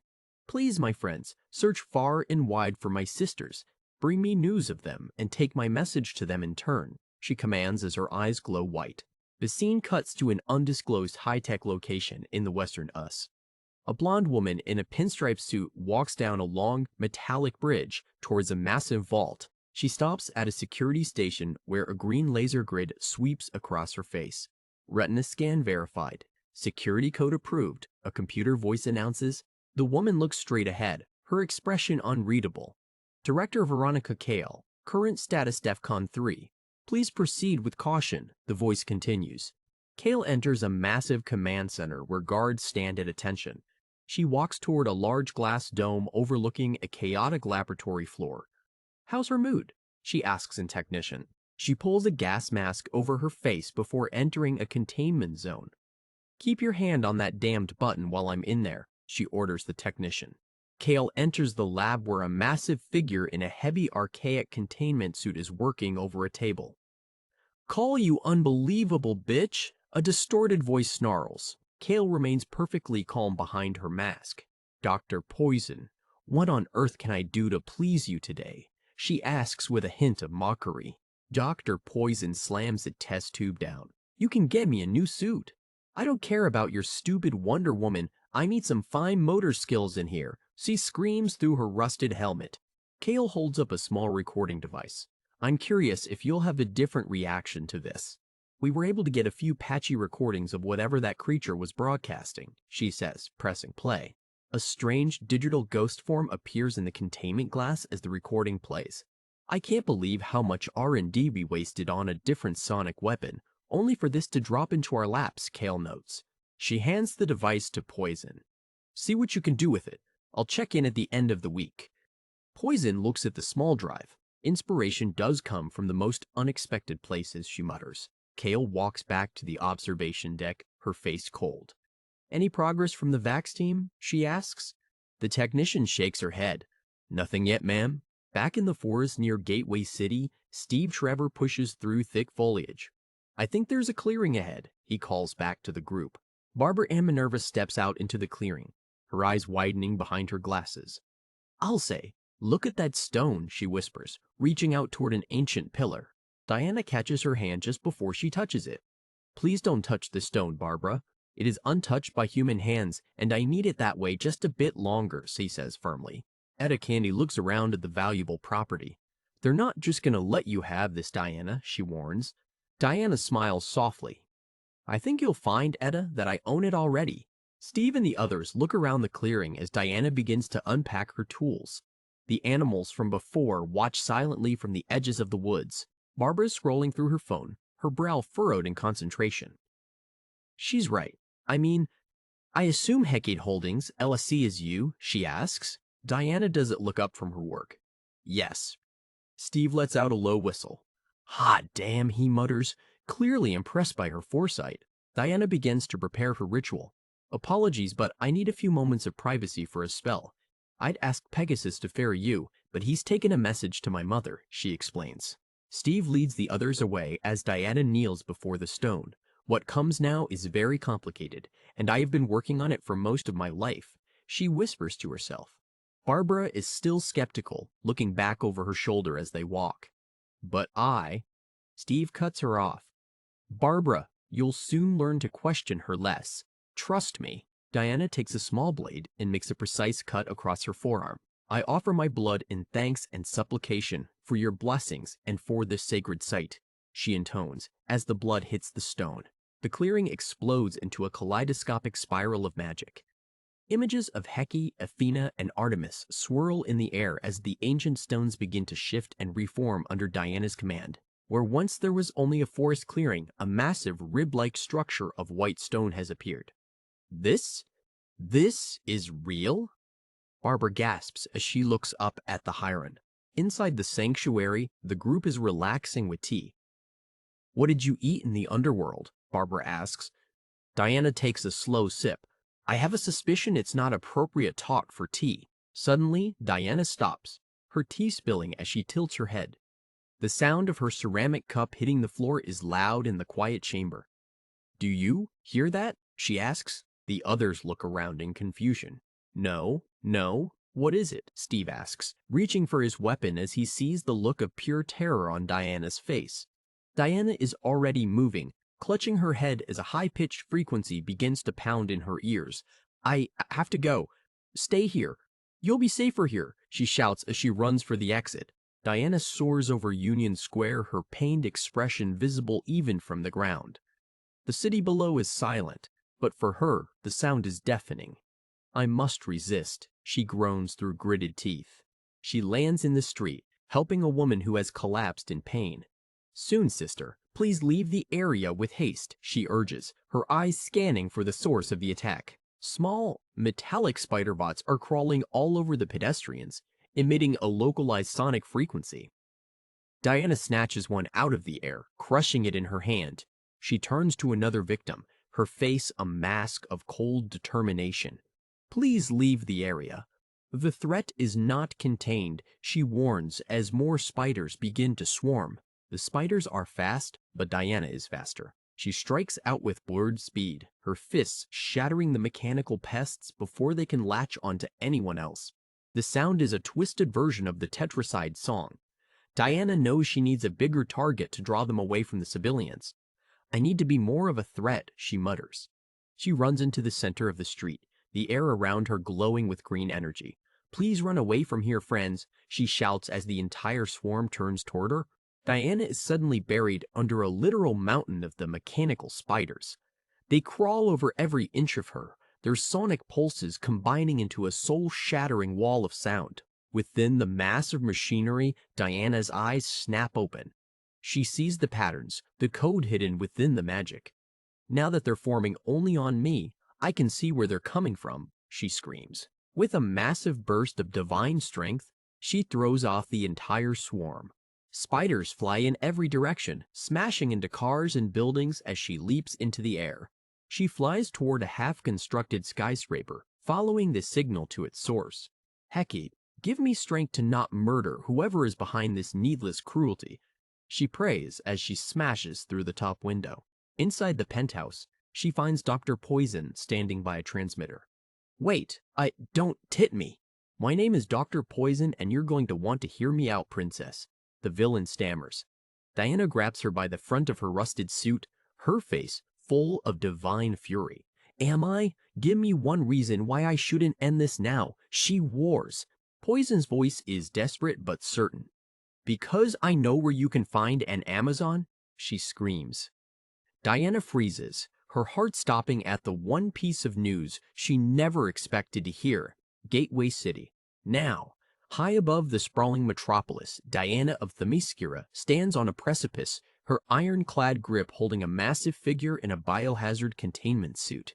First things first, Doctor. Turn off your monstrous tetra spiders, she commands, her voice cutting through the whistling wind.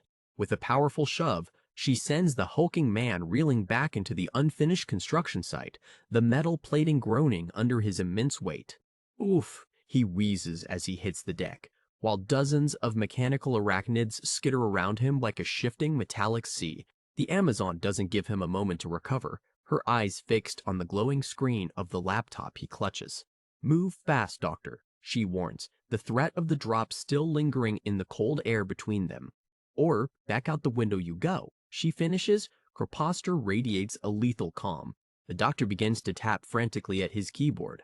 Every click, a desperate plea for mercy against the warrior's unyielding will. The doctor hunches over his work, his voice muffled by the heavy iron of his mask. I'm doing it, but I didn't want you to hit me because there's toxic gas in this suit. If you toss me out the window, it's sure to leak out and kill people, he explains before pausing. There, it's done. Diana watches the mechanical swarm go dormant, her brow furrowing as a dark realization takes hold. Why is there poison in your suit? It makes no sense unless, she begins, her eyes narrowing as she stares into his visor. You are the poison. She steps closer, the city lights reflecting in her gaze like cold steel. Did your government do this to you, Doctor? She asks. The man hesitates, his voice barely a whisper through the vents. Not exactly. Diana holds a small buzzing transmitter in her hand, her lip curling in disgust. But they gave you this sound, didn't they? This poor recording of the Tetracide song, she observes, noting the unconscionable behavior of those who would play God with such tools. The doctor looks up from his knees, his tone taking on a strange analytical edge. It's strange. You seem angrier now than when you were fighting a skyscraper-sized monster on the beach, he notes, observing the Amazon's quiet fury. Diana doesn't flinch, her voice dropping to a dangerous level. That was an ancient monster from another world doing only what it knew how to do, she retorts. It was not a clever human harnessing dangerous weapons it doesn't understand, only to use them to purposely hurt fellow citizens. The doctor turns back to his computer, seemingly bored by the moral lecture. You understand the monster better than you understand humans. That's going to be interesting, he muses, his metallic fingers dancing across the keys. Diana towers over him, her presence filling the room with an ancient divine weight. Call all your tetra spiders back here so we can dispose of them properly. I don't want them hurting anyone else, she orders. The doctor shakes his heavy helmet in protest. You can't. I didn't agree. He starts to stammer.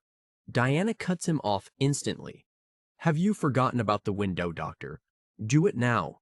He relents, and Diana leans in, her voice hushed with a desperate intensity. Tell me how you know an Amazon. Tell me of my sister.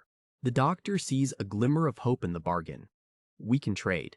You let me go, unharmed, and I'll tell you, he suggests, trying to regain some leverage over the situation. Diana kneels, her hand glowing with a faint ominous green energy. If you hurt more people, I will come for you, Doctor, she promises. Sensing his time is up, he finally speaks. Where I work, in the lowest levels, there's an ancient maze. He looks away, his voice becoming a distant echo.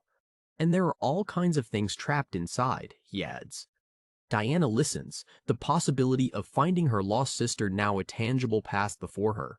He continues to describe the horrors of the Underworld project. Some of them were inside when we discovered it. Others we put in there, he admits, painting a picture of a nightmare built by human hands. Diana's eyes drift to the dormant machines. Fellow humans, or just creatures you didn't understand, she asks. The doctor's answer is chillingly brief. Both. She stands tall, the air around her vibrating with her resolve. And was my sister someone you put in the maze, or someone that was already there? She demands. Without looking up, the doctor answers, she was already inside. She commands him to give her the coordinates, ignoring his warnings about the lethal security. Diana has heard enough. The call of her blood is stronger than any human defense. Diana looks down at the mechanical spiders, her hand already beginning to glow. That's my problem, not yours. Write down the coordinates, she says. Hutone shutting down any further debate. Suddenly, she slams her palm against the floor. A violent shockwave of red magical energy erupts outward, shattering the silence of the construction site. The Tetra spiders are caught in the surge, their metallic bodies glowing as they are lifted from the ground. The doctor cries out in shock. What? What have you done? Where are they going? Diana looks at him one last time, her eyes shimmering with the same fierce red light.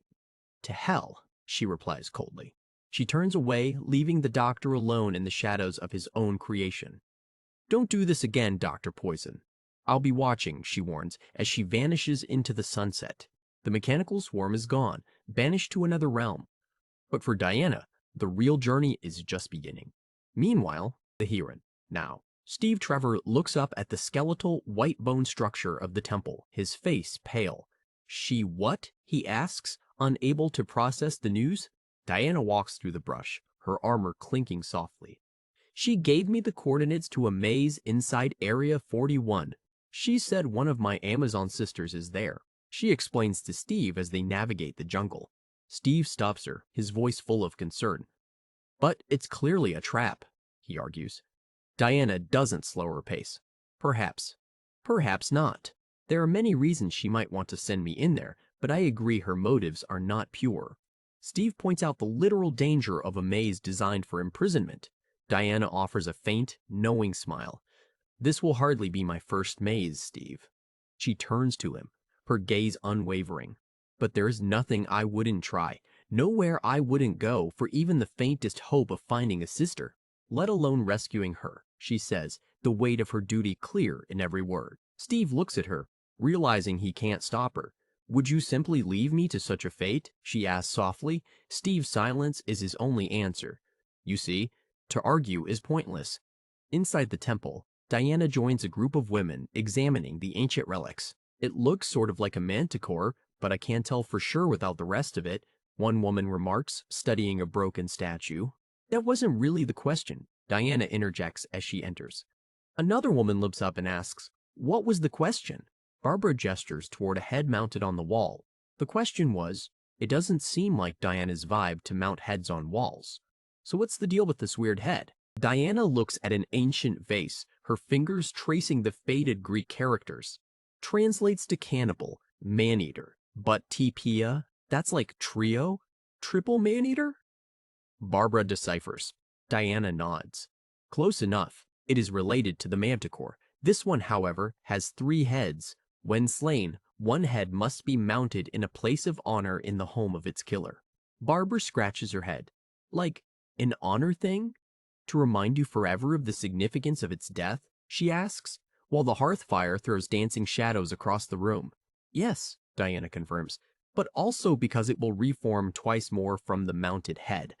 The room goes silent, the magical implications of her words sinking in. The woman with the afro looks up, her eyes wide. Wait, you have to kill it again? She asks, stunned by the persistence of the mythical beast. Diana doesn't answer immediately, her mind elsewhere. What happens if you don't, hang up the head? Barbara asks, breaking the tension. Diana looks at her with a somber expression. Yes, or let it go. But as the name states, it is a man-eater, and it cannot go free here in Gateway City. It would kill many, she warns.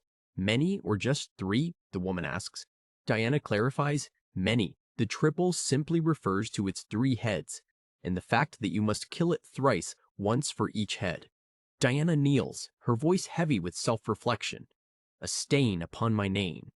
The knowledge that I do not honor bargains or respect customs not my own. That I kill without mercy and deny honor to those I face. The women share a look of profound respect. Wow, one of them whispers. When will it reform? Another asks, staring at the trophy. Diana pours a red, ceremonial liquid onto the floor. Unknown, perhaps never. Perhaps it is a legend without teeth. Perhaps it was a story told only so that the dead would always have a place of honor. Never forgotten, she says. Barbara asks if Diana has ever found it to be just a story. Diana's answer is a firm no. Legend and reality are often the same for an Amazon. Diana stands and prepares to depart. If you trust Jacoby, you should talk to him. But I'm not waiting, she tells Steve, for resolve absolute. Steve grabs her arm, his face etched with desperation. Diana, please stop. Jacoby says it's not just a maze, but a prison, so it's not like a real maze where you can find a way out. It's sealed, he warns. Diana turns her head, her eyes flashing with a celestial light. Stephen, you know me well enough to know, she begins, her voice echoing with ancient power. She faces the solid stone wall of the temple and raises her hand. I make my own doors, she declares. A portal of shimmering pink energy tears open the space before her. Steve watches in stunned silence as Diana steps into the rift. Diana, I just talked to Jacoby. Please, let's talk to him before you go, he calls, but she is already gone. Night begins to fall on another time. Before, the wild isle. A young Diana lies in bed, her tiny hands clutching a stuffed pig. Mama? Mama? I had a dream, she whispers. Cersei stirs beside her. The pretty lady you told me to watch out for came to me in my dream, Diana says, her eyes wide with a mix of wonder and fear. Cersei listens intently, her expression guarded. Cersei sits up, her red hair cascading over her shoulders. Which one? She asks. Young Diana describes the visitor. She had antlers and a bloody face. She felt dangerous, but her smile was warm, she recounts. Cersei's face softens as the realization hits her. She said I had her favorite name in all the world, Diana adds. Cersei whispers the name softly, Artemis. She thinks to herself, it's too soon. Diana is oblivious to the omen. Did she say anything else, Diana? Cersei asks. She said to meet her outside at dawn, Diana replies. Cersei asks when, and Diana answers, I think today. Cersei knows the time has come. I'll teach it to you later. Go wash up, and put on your best clothes and boots, she instructs. Diana looks at her mother, confused by the sudden urgency. And all the weapons you can reasonably carry, Cersei adds, her voice firm.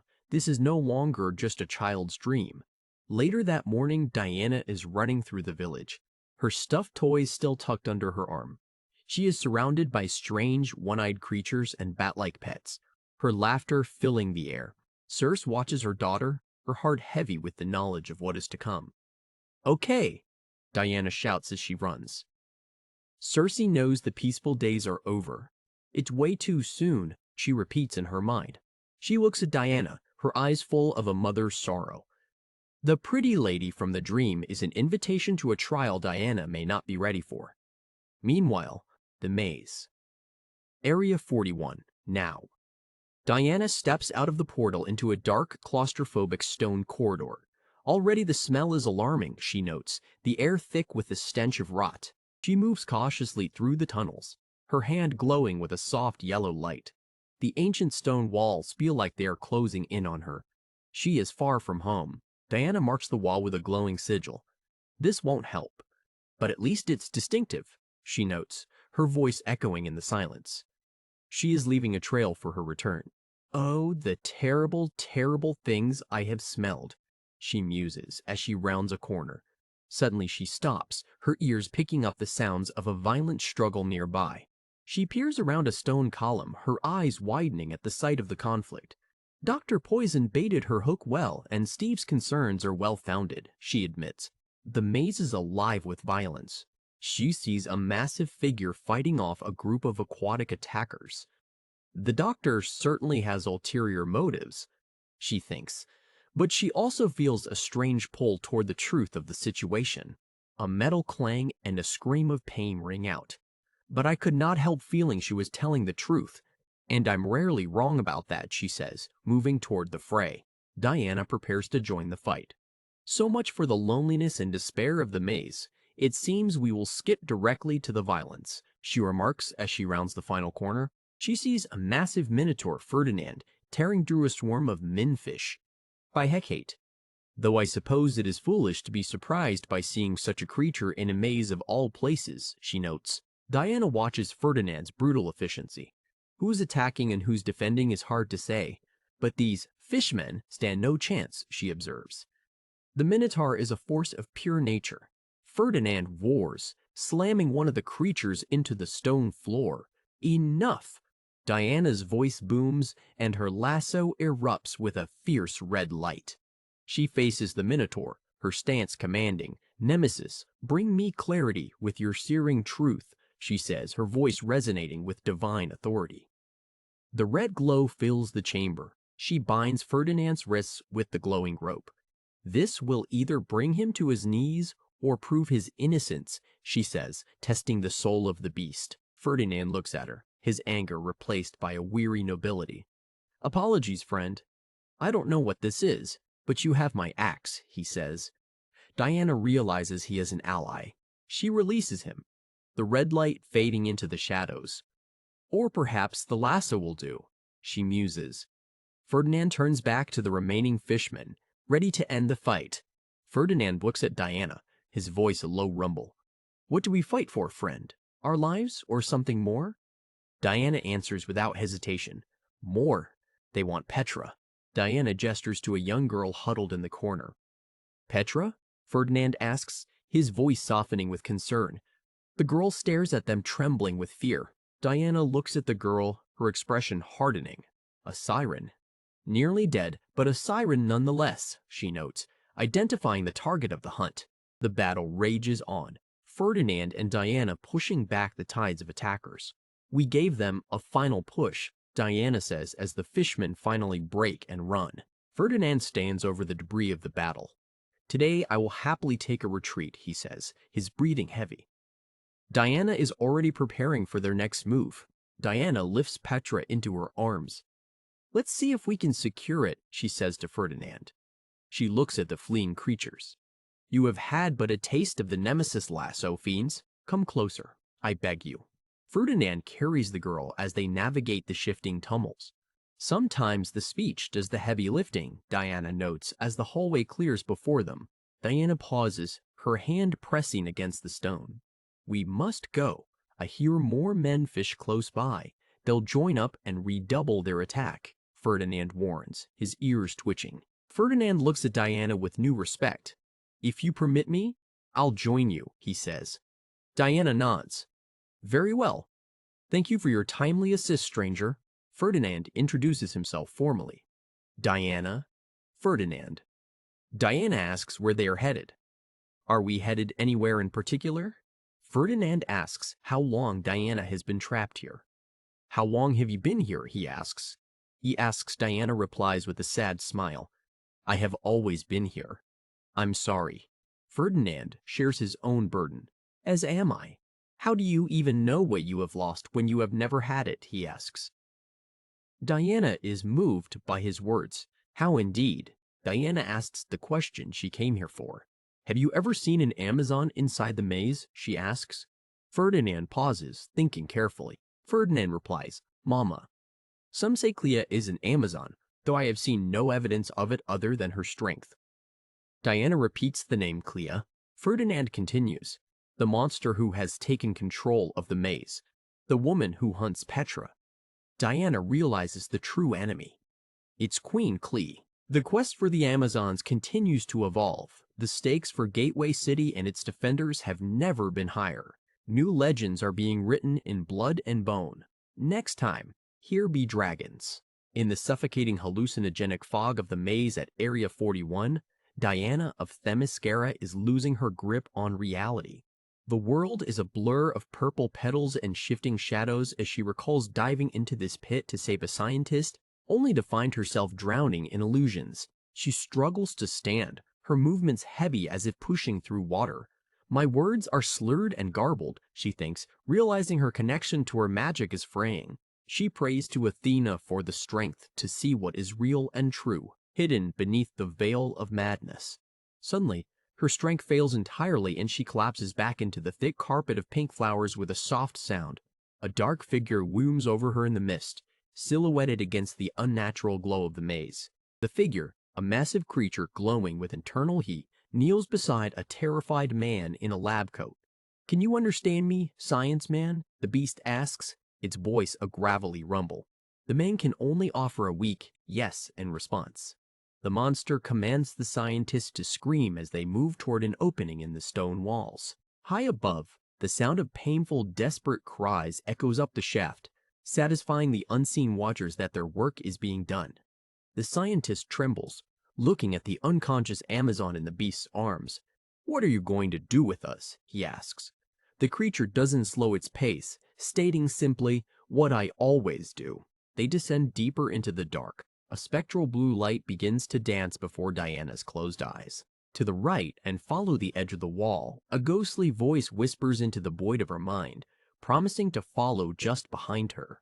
Memory takes hold of Diana, transporting her back to the Wild Isle, a place of red skies and jagged stone.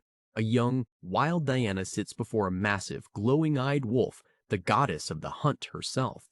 "Goddess, will you always be angry with me?" the girl asks softly. The wolf gazes at her with ancient wisdom, the sunset reflecting in its golden eyes. "You do not seek me out, and we do not understand one another."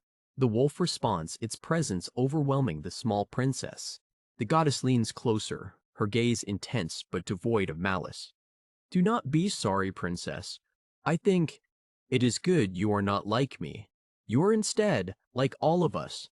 Young Diana looks down at a simple stone in her hands, listening to the goddess's surprising praise. "You are clever in a way that I am not. You are kind and compassionate. You are the best of all of us." The wolf instructs her to use her magic on the stone to make it something the monstrous hydra will desire. Diana focuses, her eyes glowing red as she pours her will into the small object until it sparkles like a captured galaxy. The goddess tells her the world is lucky for her unexpected ways. "Now, take your stone and use your magic on it," the wolf commands, leading the girl toward the dark waters. "Now throw it into the water," the wolf says, watching the girl's face. Diana looks at the glowing orb, a mischievous grin playing on her lips. "Hard as I can?" she asks, eager to show her strength. She winds up, her eyes narrowing as she focuses on the dark expanse of the sea.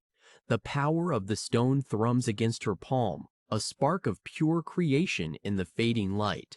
With a sudden, violent motion, she hurls the stone into the surf. The water erupts in a spray of white foam as the magic makes contact with the salty depths. A streak of pink light cuts through the twilight, zipping across the surface of the ocean. It moves with a life of its own, a lure designed to capture the attention of a beast. The wolf watches the light fade into the distance before turning back to the girl. "Now, bring it back to me." "No magic," the goddess commands, setting a seemingly impossible task. Diana hesitates, her voice small as she thinks of the terrors lurking beneath the waves. "But the Hydra," she stammers.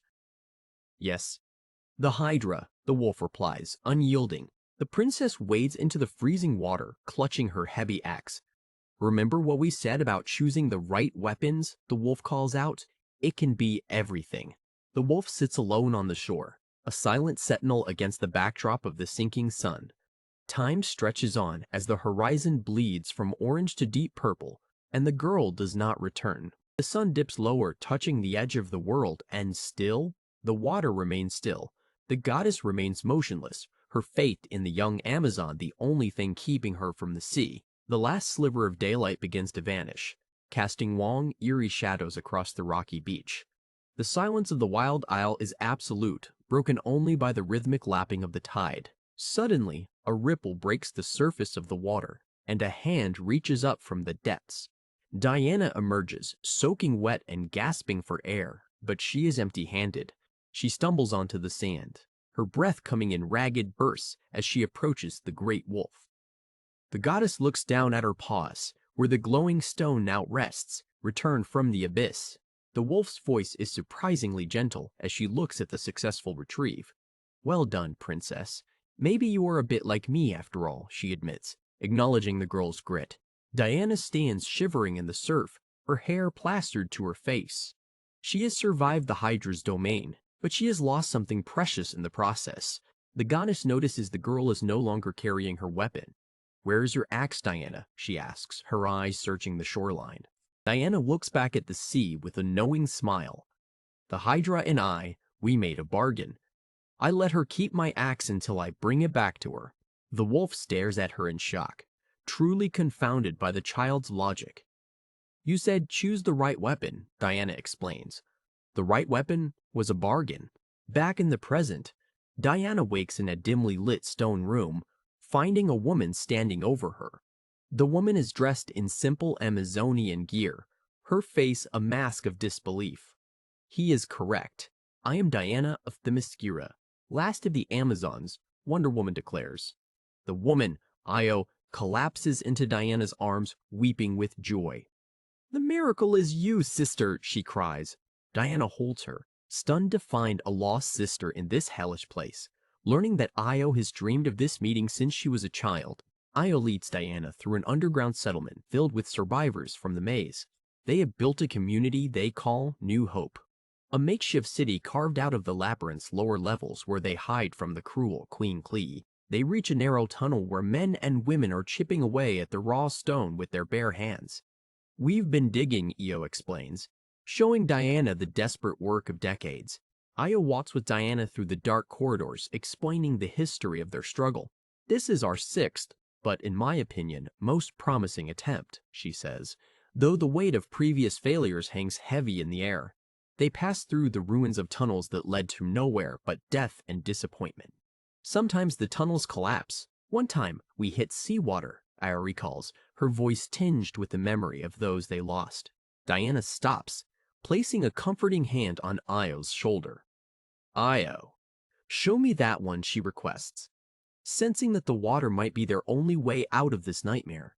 They move toward the flooded sector. Diana realizes the true depth of Io's sacrifice. An Amazon could have escaped alone, but Io stayed to lead these people. Diana feels a swell of pride for the family she thought was stolen from her. They return to the area where the hallucinogenic flowers grow thickest. "And now we are back where we began," Io says.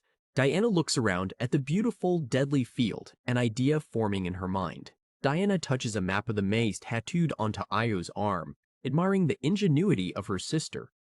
"It's nothing special," Io demurs, but Diana disagrees. "It is now. It's our exit." Io explains why their captor, Clea, never comes down here herself. "There was a beast down here. It killed everything she sent down. We continue the illusion that it lives so she will leave us alone." "What are you doing, Diana?" Io asks as the Amazon begins plucking petals from the glowing flowers. Diana's hands are steady, her focus absolute as she gathers the components for a spell. Diana explains she needs immunity from the flower's influence and a healing spell for her friend Ferdinand. And there is something else here. Something sentient, she adds, looking deep into the floral sea. The time for talk is over, as Diana prepares for the final push.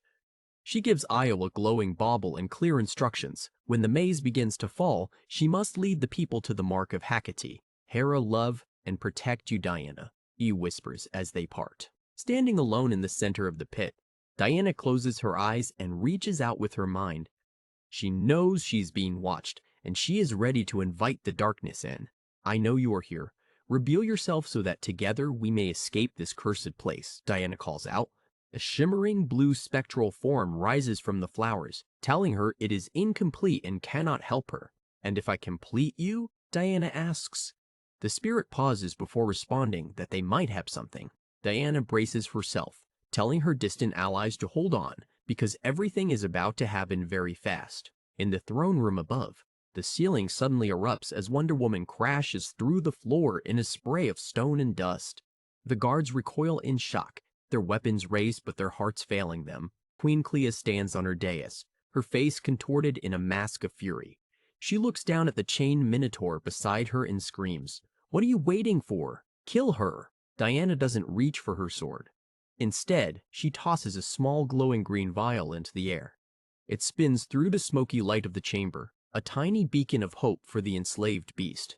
The vial shatters against the minotaur's thick hide, releasing a cloud of magical vapor, the essence of the flowers and Diana's own power mix, breaking the mental chains that have held the creature for years. Diana points a finger at the beast, chanting words of power that echo with the weight of gods.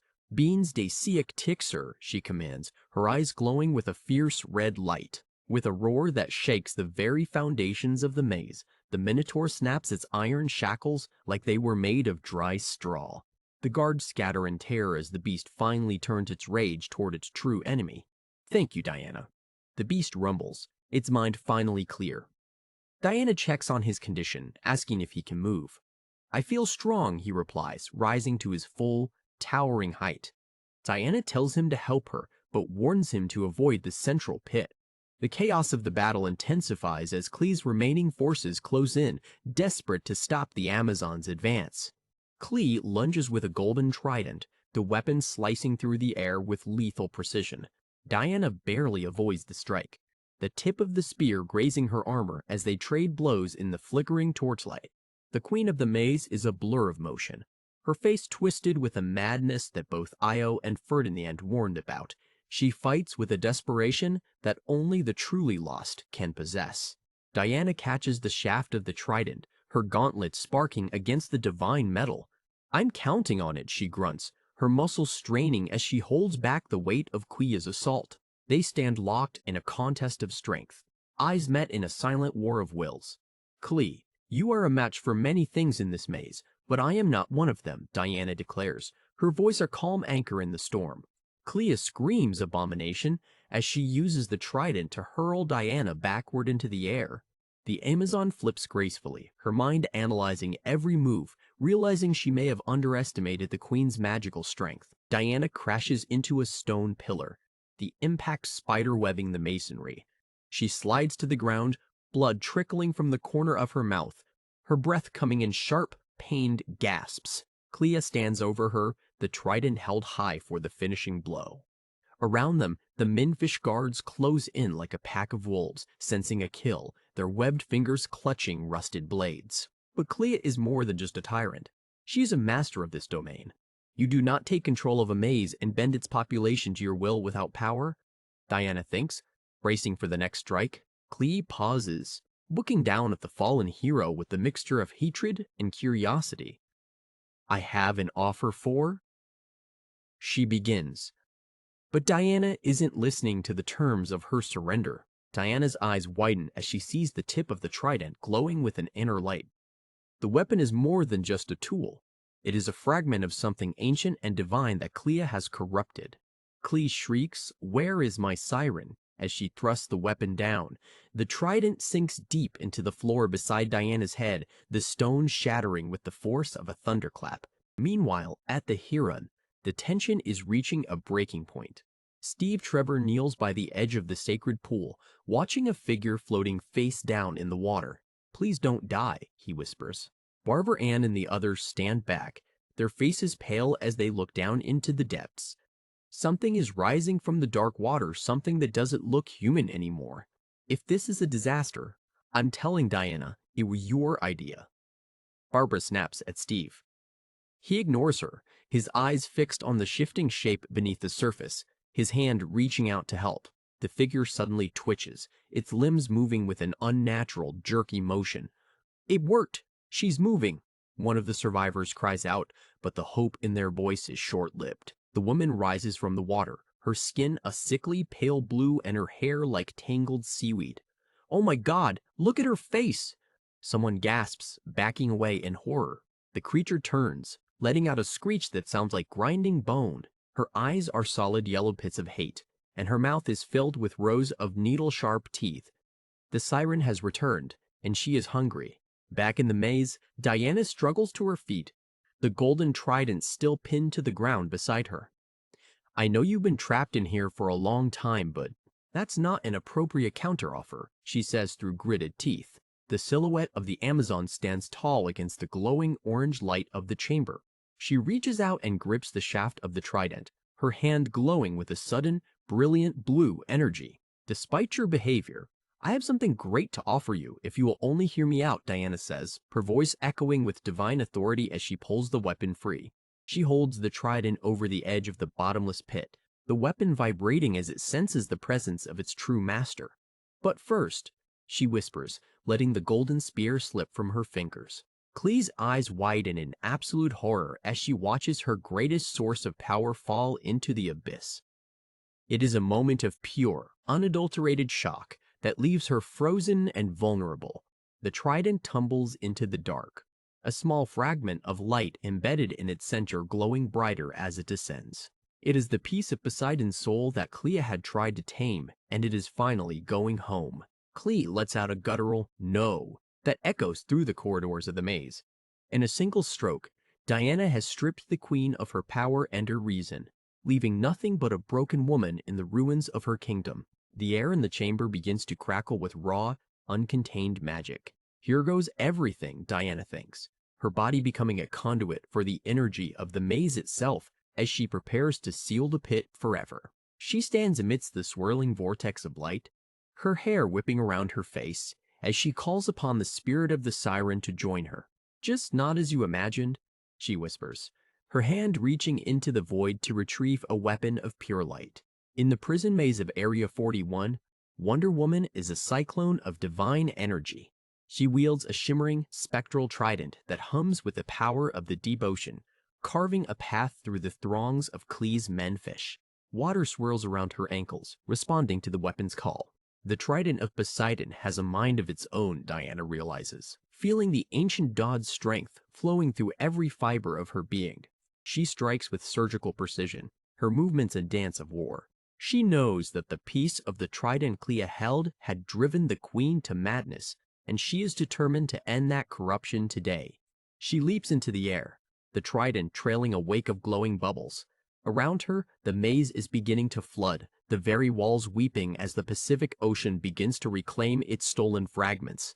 The weapon speaks to her in a language of tides and currents, revealing that Clea is an Atlantean. This revelation shakes Diana if Clea exists. Then maybe Atlantis itself still survives somewhere in the dark. Diana hurls the spectral trident across the chamber, the weapon piercing through the magical wards that Clea had placed. "Be many," she commands, and the spear divides into 100 shards of light. Ferdinand the Minotaur charges forward, his massive strength bolstered by the water filling the room. Diana feels a pang of sympathy for Clea's rage, knowing the desperation that comes from being imprisoned for decades. Clea lunges at Diana one last time, their conflict personal and bloody. They slam into the stone walls, their bodies a blur of red and gold. Clea snarls that Diana took her siren and her trident, but Diana knows those things never belonged to a tyrant. Diana pins Clea to the wall, holding a glowing green stone before the queen's face. "Find Io. When she exits the maze, seal it behind her." She orders the stone, her voice a calm command that brooks no argument. She pours the last of her magic into the object, her face set in a grim mask of determination. The stone pulses with light, ready to carry out its final task to save the people of the New Hope colony. "Ferdinand, follow this stone to my sister Io," Diana shouts across the chamber. The glowing orb shoots off into the dark tunnels, a green streak that the Minotaur immediately pursues. The stone zips past a confused guard, its light reflecting off the damp stone walls. It is a beacon leading the way to freedom, and nothing in this maze can stop its flight. Ferdinand hesitates at the exit, looking back at the Amazon still locked in battle. "I cannot leave you here alone," he roars. Diana smiles, even as she dodges another strike. "I am not alone. Look at all these men fish. We will meet again." Diana is down to her last reserves of magic, her movements becoming purely physical.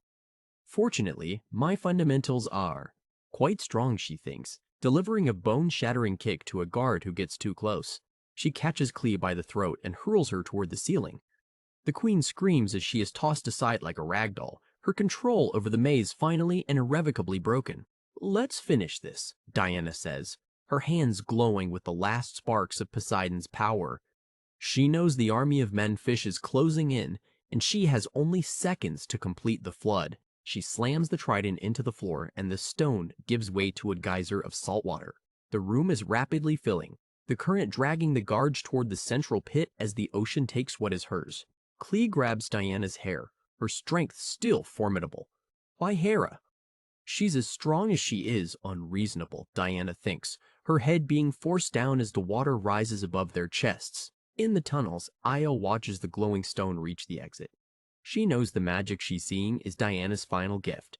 She leads her people through the portal, the light of the stone the only thing keeping the darkness at bay as the maze begins to groan and collapse. The prisoners of New Hope emerge into the cold, clean air of the Huron, their long nightmare finally over. Io looks back at the closing portal with a heavy heart, knowing that her sister is still deep inside the crumbling labyrinth. Ferdinand finds Petra, the siren who had been corrupted by the maze. She is terrified, her animalistic eyes searching for any threat. "It's okay. We're free now, and it's all going to be okay," he rumbles, pulling her into a protective embrace. Deep below, Clea and Diana are nearly submerged. "Everything was fine until you got here." Clea screams, her face inches from Diana's. Diana doesn't blink. "Everything? You're trapped inside a prison, eating your own people." The water continues to surge from the pit, swirling in a violent whirlpool. Clea's eyes are wide with disbelief as she looks at the rising tide. "Water! How did you?" She gasps, her voice barely audible over the roar of the flood. "Not just water, Clea. The Pacific Ocean," Diana responds, her voice calm and steady.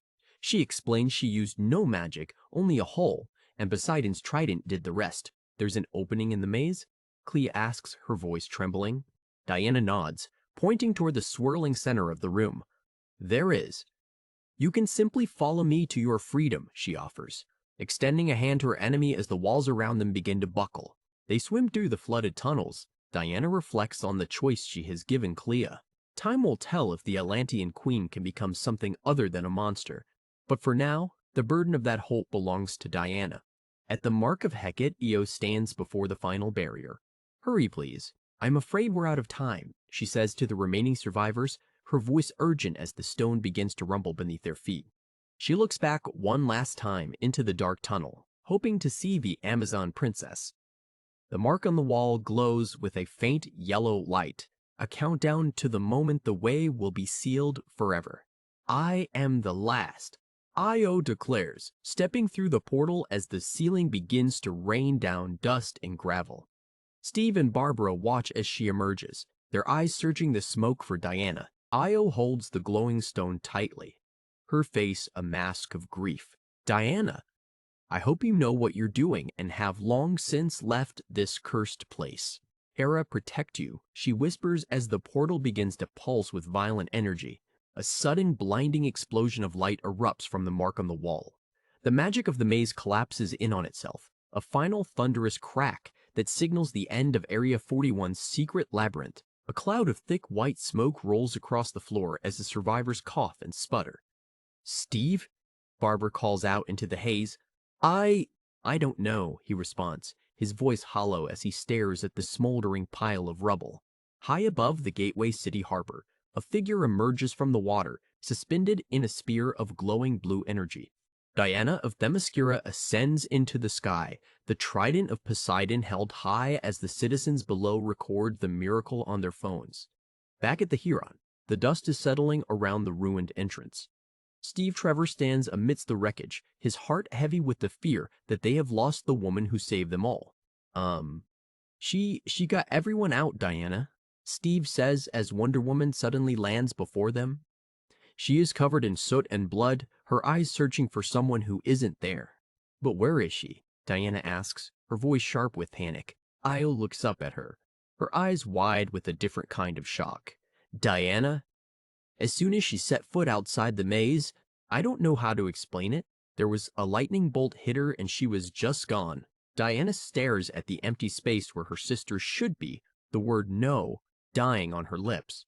The air is still charged with the residue of a powerful, divine magic that she knows all too well. She falls to her knees in the dirt, her head bowed in prayer. "Hecate, If I have ever pleased you even once, a sign that she still lives. Please, she begs the goddess of the crossroads. The survivors watch in silence, their own joy at being free dampened by the princess's grief. Steve reaches out a hand to her, but he doesn't know what to say to a goddess who has lost everything she fought for. Suddenly, a white dove descends from the rafters of the Hyron, an olive branch clutched in its beak. It circles once before landing softly on Diana's shoulder, its presence a calm answer to her desperate plea. The crowd gasps as the bird settles. Well, that's quite number percent. Biblical, one of the men in the back mutters, unable to believe his own eyes. The tension in the room finally begins to break. Diana looks at the bird, a small, sad smile touching her lips. Thank you, goddess, she whispers, taking the olive branch and holding it close to her heart as the weight of her mission begins to truly settle on her. Inside the great halls of Themyscira, the sun shines through towering marble pillars. The island is at peace, the architectural marvels of the Amazons standing as a testament to their eternal strength. A sudden bolt of magical lightning strikes the center of the rotunda, bathing the room in a harsh, orange glare. The statues of the gods watch silently as reality itself is torn open for a brief, violent moment. A figure collapses onto the cold stone floor as the light fades, her breath coming in ragged gasps. Huff, huff, huff. You huffs. Ayu wheezes, her hands clutching at the ground she never thought she would see again.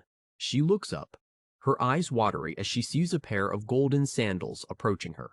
A voice, familiar and regal, calls out her name in a tone of pure disbelief. Io? Queen Hippolyta stands before her lost subject, her golden armor gleaming in the afternoon light. By Hera, Io, she cries, her hands reaching out to steady the woman she thought was long dead.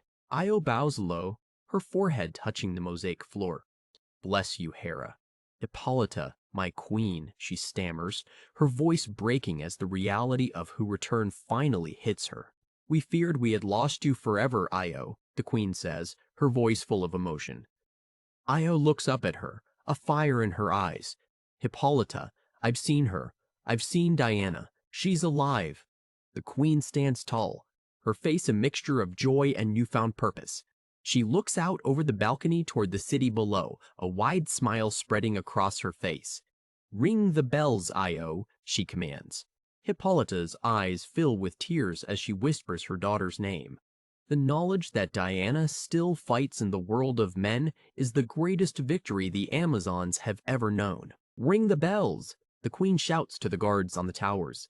The first heavy clang echoes through the valley, a sound that hasn't been heard in a generation. The news spreads like wildfire across the island. Diana lives, the people shout from the rooftops as the bells of the Themyscira ring out across the sea, a triumphant anthem that signals a new age for the Amazons. Back at the Area 41 Black Site, the aftermath is a disaster of epic proportions.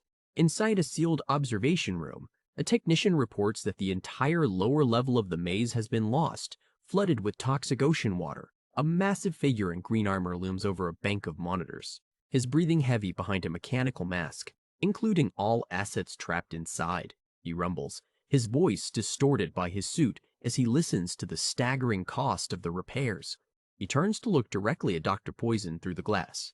Because you need me, Kale, as ever. And I need a new goddamn suit, he snarls, his frustration boiling over as he surveys the ruins of his operation.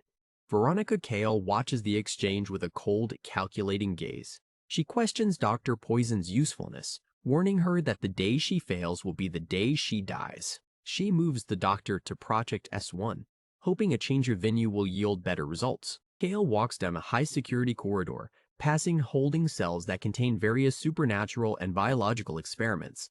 A massive crocodile man watches her pass, his eyes fixed on the cold woman who controls his fate. She stops at the final door, her blue eyes cold as she looks through the observation window. It looks like you're finally going outside after all, Zatanna, because I'm going to send you to kill a witch. Inside, the Mistress of Magic is bound in a straitjacket and a heavy muzzle, her eyes wide with silent fury. In a series of snapshots from across the city, the heroes of the universe prepare for the spooky season. Nightwing is seen performing a death-defying leap from a gargoyle, a swarm of bats following in his wake.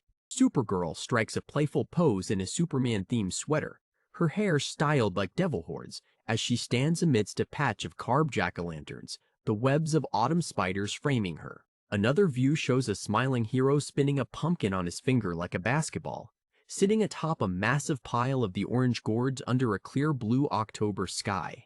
Nightwing and Starfire share a warm moment in the falling leaves, both holding coffee cups labeled Dick and Corey. They are a picture of domestic bliss amidst the changing colors of the season. Wonder Woman herself gets into the spirit, dressed in a classic witch's hat and carrying a crooked broomstick. She leads a small cheetah on a leash, a cheeky nod to her greatest rival. Superman takes a more grounded approach, shirtless and sweat-drenched as he chops a mountain of firewood for the coming winter. His raw strength is on full display as he wipes his brow in the autumn sun. Poison Ivy is seen surrounded by vibrant red and orange leaves, her skin glowing with a healthy, natural luster as she becomes one with the changing forest around her. Catwoman roars through a park on her motorcycle, her black cat riding shotgun on her backpack as they zip through a flurry of fallen leaves. She is always on the move, even as the world begins to slow down for the winter. Finally, Harley Quinn stands tall as a glamorous witch, her mallet resting on her shoulders like a broom. She is the queen of the night, surrounded by bats and jack-o'-lanterns, ready to welcome the madness of Halloween with a grin. In the golden light of a classroom, a stylized mural of ancient Themyscira dominates the wall, glowing with the history of a lost world. Obviously, this is a stylized interpretation of Themyscira. How do you imagine it? Barbara Ann Minerva asks, her finger tracing the edges of the artwork. Diana looks up, her eyes carrying a weight that spans centuries. For me, it was ever-changing, she answers quietly. Inside the Huron of Gateway City, the two women lean over stacks of ancient scrolls and artifacts. How do you mean? Barbara asks, curious about the internal world of the warrior before her. Diana leans back, the shadows of the room dancing across her face. I only learned the word the Mycera near the end of my time in the underworld, she explains, reflecting on her dark origin. She stares into the distance, lost in a memory she can't quite grasp. But inside me, I had known since I was young that I came from somewhere else, that I had lost something. Close up on Diana, her expression soft yet haunted by a past she's still piecing together. The Wild Isle was my home. Circe was my home, she says, her voice barely a whisper. But I yearned for another place I did not know. A secret that lived only in me. Diana continues as she hands a text to Barbara.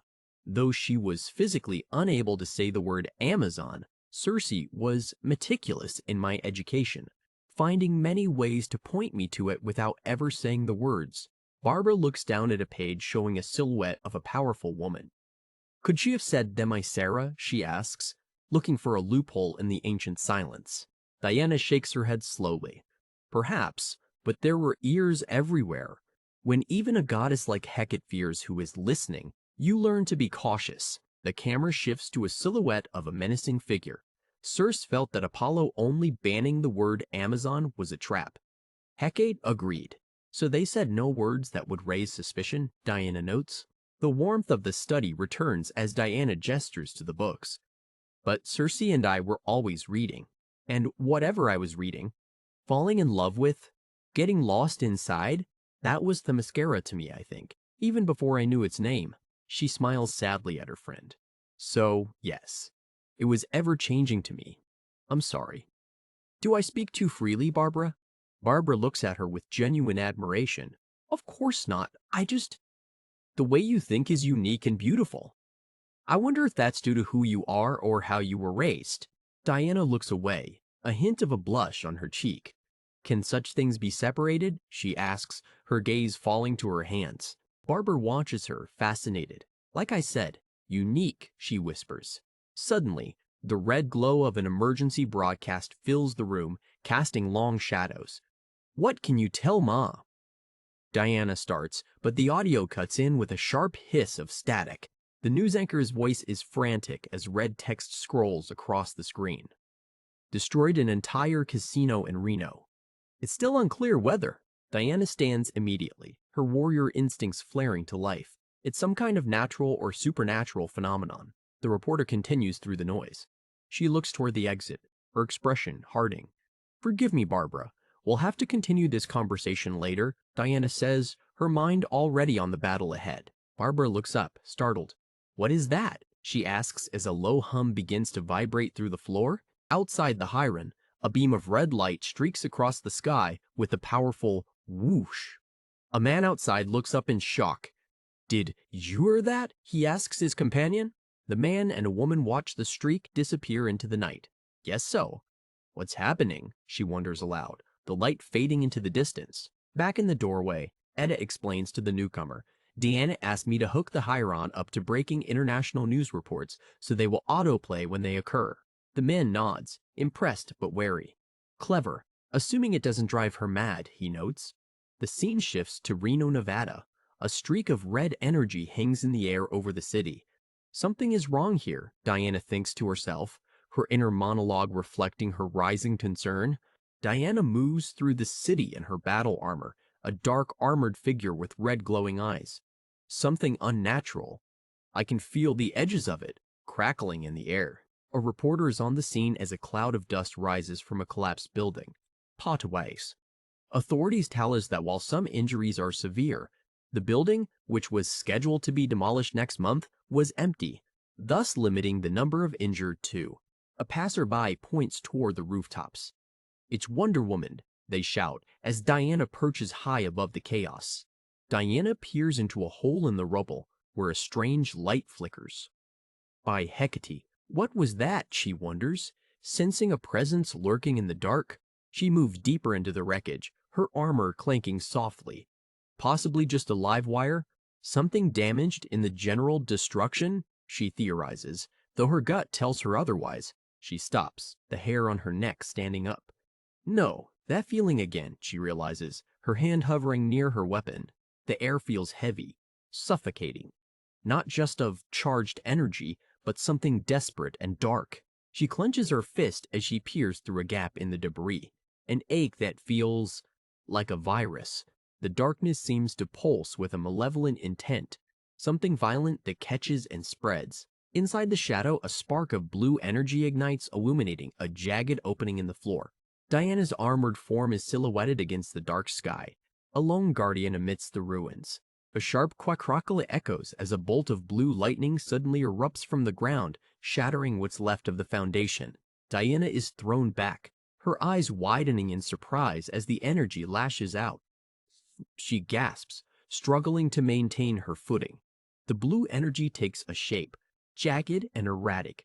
Trusted friend, Diana calls out as she draws her weapon, the Greek words for trusted friend appearing as a greeting to her blade. She lunges forward with a whoosh, her heavy axe swinging toward the entity. Strange, it's unlike me to reach for a weapon so quickly. The creature dances around her strikes with impossible speed. Perhaps this inescapable feeling of darkness has compromised me in some way already, she wonders, her aggression rising. Diana lands a blow, the metal meeting the energy with a loud clang. She holds out a hand trying to bridge the gap. Apologies. I did not mean to accelerate the situation. Can you understand me? She asks, her voice firm yet pleading. The creature responds with a violent surge of electricity that wraps around Diana's arm with a W-impef. Argar, she screams in agony as the energy burns through her armor. The entity begins to glow brighter, its form shifting. Dissolve, it seems to hiss in a distorted, reverse tongue. A massive sound, a yee, fills the air. A howl of pain. Or is it anger? Diana wonders as she's engulfed in the blue light. The energy explodes outward, pushing everything back as the entity screams. Diana is sent tumbling through the air, her cape fluttering like a wounded wing. She groans, her mind racing to comprehend the threat. She looks up, her eyes narrowing. Something dark that is being awake? She asks, her thoughts becoming as fragmented as the rubble around her. She charges again, swinging her axe in a desperate arc, and how to know the difference. The blade passes through the creature as if it were air, landing with a dull thunk into the ground. It treats my attacks as mere inconvenience, Diana realizes with growing dread. The lightning form surges, expanding as if fueled by the battle. As it screams, the interior darkness increases. Diana is pinned beneath a falling slab, the crack-smash crumble of the building drowning out her cries. Everything in me tells me to run away. She grinds her teeth, her fingers digging into the stone. Or to kill. She pushes against the weight, her muscles straining. Everything in me tells me to run away. She bursts from the debris, her armor cracked, but her resolve unshaken. Neither are options. She looks up to see the spark of blue light flying away into the clouds. It runs. The camera closes in on her glowing red visor. The aggression I feel makes it all but impossible not to give chase. She leaps into the air, a shadow against the city lights. And so I succumb and give chase. Is that its plan? Does it have plans? Back at the Heron, the morning light filters through the architecture. Steve Trevor is there, waiting. Steve watches Diana as she rests her heavy helmet on the table. "What was it?" he asks, his voice low with concern. Diana sighs, the exhaustion visible in her shoulders. "Unclear. I either lost it or it dissipated, somewhere over the Pacific." Steve crosses his arms. It seemed to have some negative effect on the population, but reporting suggests their behavior returned to normal after it left the area. Diana looks up, her eyes hollow. "Yes, I felt it too. Steve, are there?" Steve cuts in gently. "No fatalities. Lotta injured, but no dead or missing." Diana closes her eyes, a moment of relief passing over her. "Praise the goddess." Steve begins to put on his jacket. "Are you leaving?" Diana asks as he turns toward the exit. Steve nods. "Yeah, I've been called back to base. Not sure what's up, but I'll check in when I can." Diana reaches out, her hand resting on his arm. "Be careful out there, Steven. May Hecate protect and keep you." Steve looks at her, a soft smile on his face. "And you, Diana." In the main hall, Etta and Gia are surrounded by books. "The news is saying that thing in Reno was giving off some serious, literal bad vibes." "It's not another tetracide, is it?" Etta asks. Diana joins them, looking over the research. "No, Etta, I have neither experienced nor read of a creature like this before." Gia looks up from a heavy tome. "Why does that not comfort me?" she asks, the uncertainty hanging in the air. Etta gestures to the mess of paperwork. "Do you want me to pack all this up?" she asks, looking for something to do. Diana shakes her head. "No, we should continue. My time will never be free of interruptions. We must make the best of what we have." Night falls over the city, the crescent moon hanging low over the trees. Gia pours some tea as the research continues. "Thank you, Gia," Barbara says, her eyes glued to the book in her hands. Barbara continues reading aloud. It's one of the earliest suggestions of an Amazon battle. The remains of some kind of ancient sea creature were found. A mural on the wall depicts ancient hoplites fighting a massive black sea dragon. "And remains of Amazons?" Diana asks, studying the image. Barbara shakes her head. "Not really, which is part of the mystery. A lot of ancient weapons and armor were found, as well as some appendages, but no complete skeletons, and not a single skull." Diana leans in, intrigued. "And what meaning do your scholars take from this?" Barbara sighs. "There are many theories, running the gamut from 'they never left their dead behind' to 'they couldn't be killed.'" Etta looks up from her work. "They were immortal?" she asks, her eyes wide with wonder. Diana shrugs. "Maybe." Gia looks at Diana with a serious expression. "Are you Diana?" Diana looks down at the ancient text. "Since I do not know my people or their history, I'm uncertain," she admits, the mystery of her own nature deepening. Suddenly, the radio crackles again. "Objeto extraño reportado sobre." The voice in Spanish rings out. Diana commands the system. "Hiron, please translate and diminish original audio." The computer translates with a mechanical tone. "Foreign object reported above La Paloma, Uruguay. Sightings on the ground of a being made of pure energy." The room goes silent as the implications sink in. The women look at one another in shock. Diana is already moving, her armor clicking into place as she prepares for the next jump. The broadcast continues over her departure. "Witnesses describe a brightness like lightning and, I'm not sure if I have this right, but a feeling of darkness. A streak of pink light tears through the night sky, headed toward South America." Diana arrives in La Paloma, Uruguay. The coastline is lit by the glow of a burning building. I cannot see the creature, but its destructive handiwork is obvious. and I can feel that signature darkness. It is here. She sees firefighters struggling with the blaze at the base of a lighthouse. If I don't act fast, they will lose the lighthouse despite their valiant efforts. Diana kneels on the ground, her hands glowing as she chants in a mystical tongue. With a massive whoosh, a column of water rises from the ocean, drenching the building and extinguishing the fire in an instant. The firemen look around in confusion. "Adonde few?" one of them asks, looking for their savior. Diana stands on the outskirts, her eyes scanning the area. "Gracious," one of the men calls out as they spot her silhouette. She continues her search, ignoring the praise. This creature leaves a trail of destruction, both physical and emotional. I cannot think of any known creature that does this in such a way. She looks around at the charred remains of the docks. And to what end? Diana leaps across the gaps in the wreckage, her cape flowing behind her. Does it seek something? So far, this all feels so random and pointless. She stops, her heart leaping into her throat. "There!" she shouts, as a bolt of blue lightning streaks across the water. She prepares to lunge, but hesitates. No weapons. She feels the darkness creeping into her mind again. Whatever power this creature has, it's infecting me in close proximity. She clenches her jaw, fighting back the urge to lash out. I must resist. The lightning creature strikes with a sharp azil-lee. Diana is hit head-on, her armor sparking as she's thrown across the sand. Arg! She hits the ground with a dull whammo. She groans as she struggles to sit up, the sand sticking to her wounded skin. Hinung! A young girl stands nearby, holding a stuffed toy, her eyes wide with fear as she watches the battle. The girl points toward the sky as the lightning creature streaks away again. Diana doesn't waste a second, her body already healing as she prepares to launch herself back into the sky. Argrig! She roars, the frustration boiling over.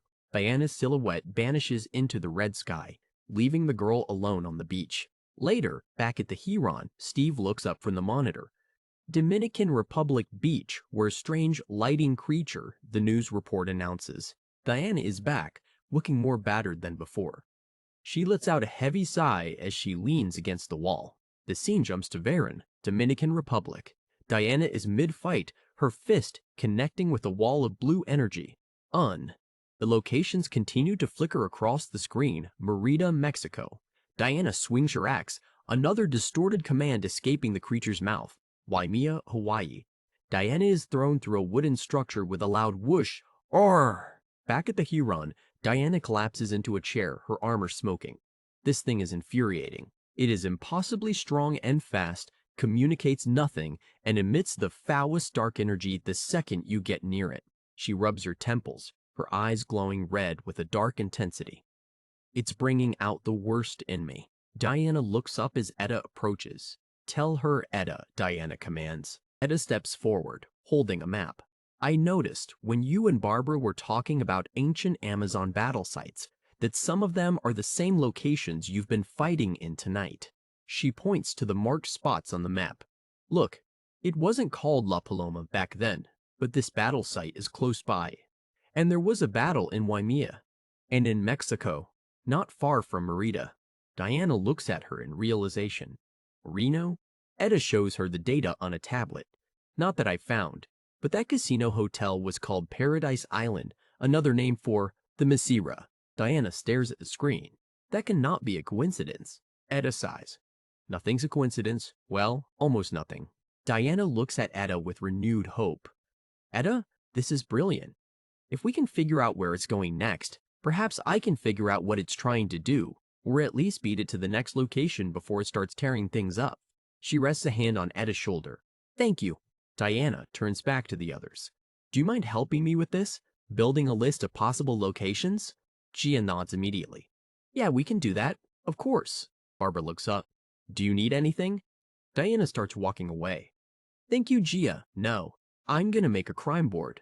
She heads toward a massive, ancient tree that grows within the Huron. What's Diana doing? Barbara asks. Gia looks at the warrior with a solemn expression. All magic has a price, Barbara. And the kind of magic Diana does, I suspect the price is quite heavy. Barbara frowns.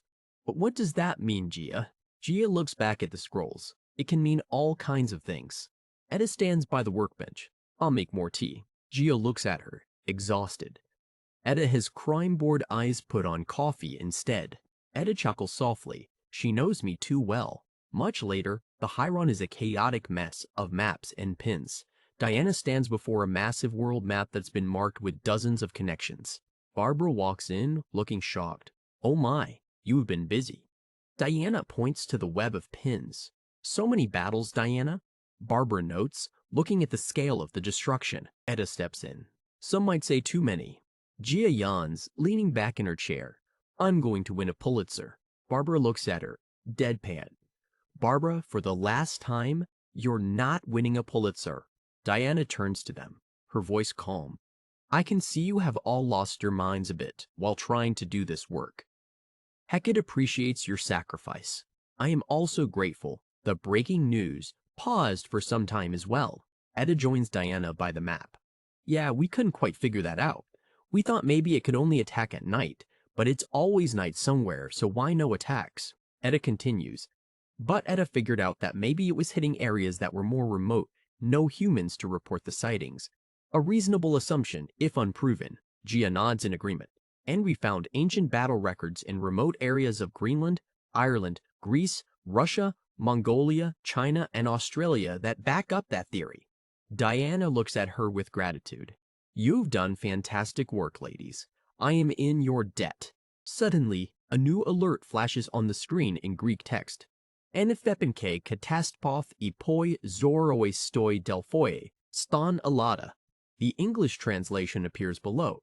Destruction of a sacred site reported in Delphi, Greece.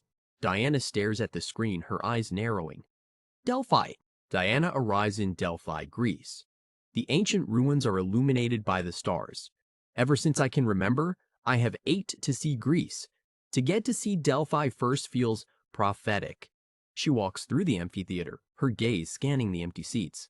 I'd say it's a blessing from the gods, except the malevolent force that drew me here is bent on destroying everything it touches. She stops, looking at the center of the stage. So perhaps not a blessing. The lightning creature appears in the center of the arena, its blue light casting long, jagged shadows. This is, above all else, a sacred site of Apollo. Having any hand in its destruction will go poorly for me. Diana charges forward, her axe glowing with power as a bolt of energy crackles around her weapon. Let's end this quickly, shall we? The creature meets her attack with a brilliant flash of energy, the sound of their clash echoing with a whop pish. What bravado, Diana notes as she is pushed back. The entity begins to swing a massive blade of energy toward her with a fling. Foolish girl. The arena is lit with a brilliant pink and blue explosion as they clash once more. Whammo! Diana is thrown into a pile of rubble, her armor sparking and her vision swimming. Is this it? Am I defeated by a creature with no name? Was I naive to consider myself blessed and worthy? She hears the voice in the wind again, the reverse tongue more clear now.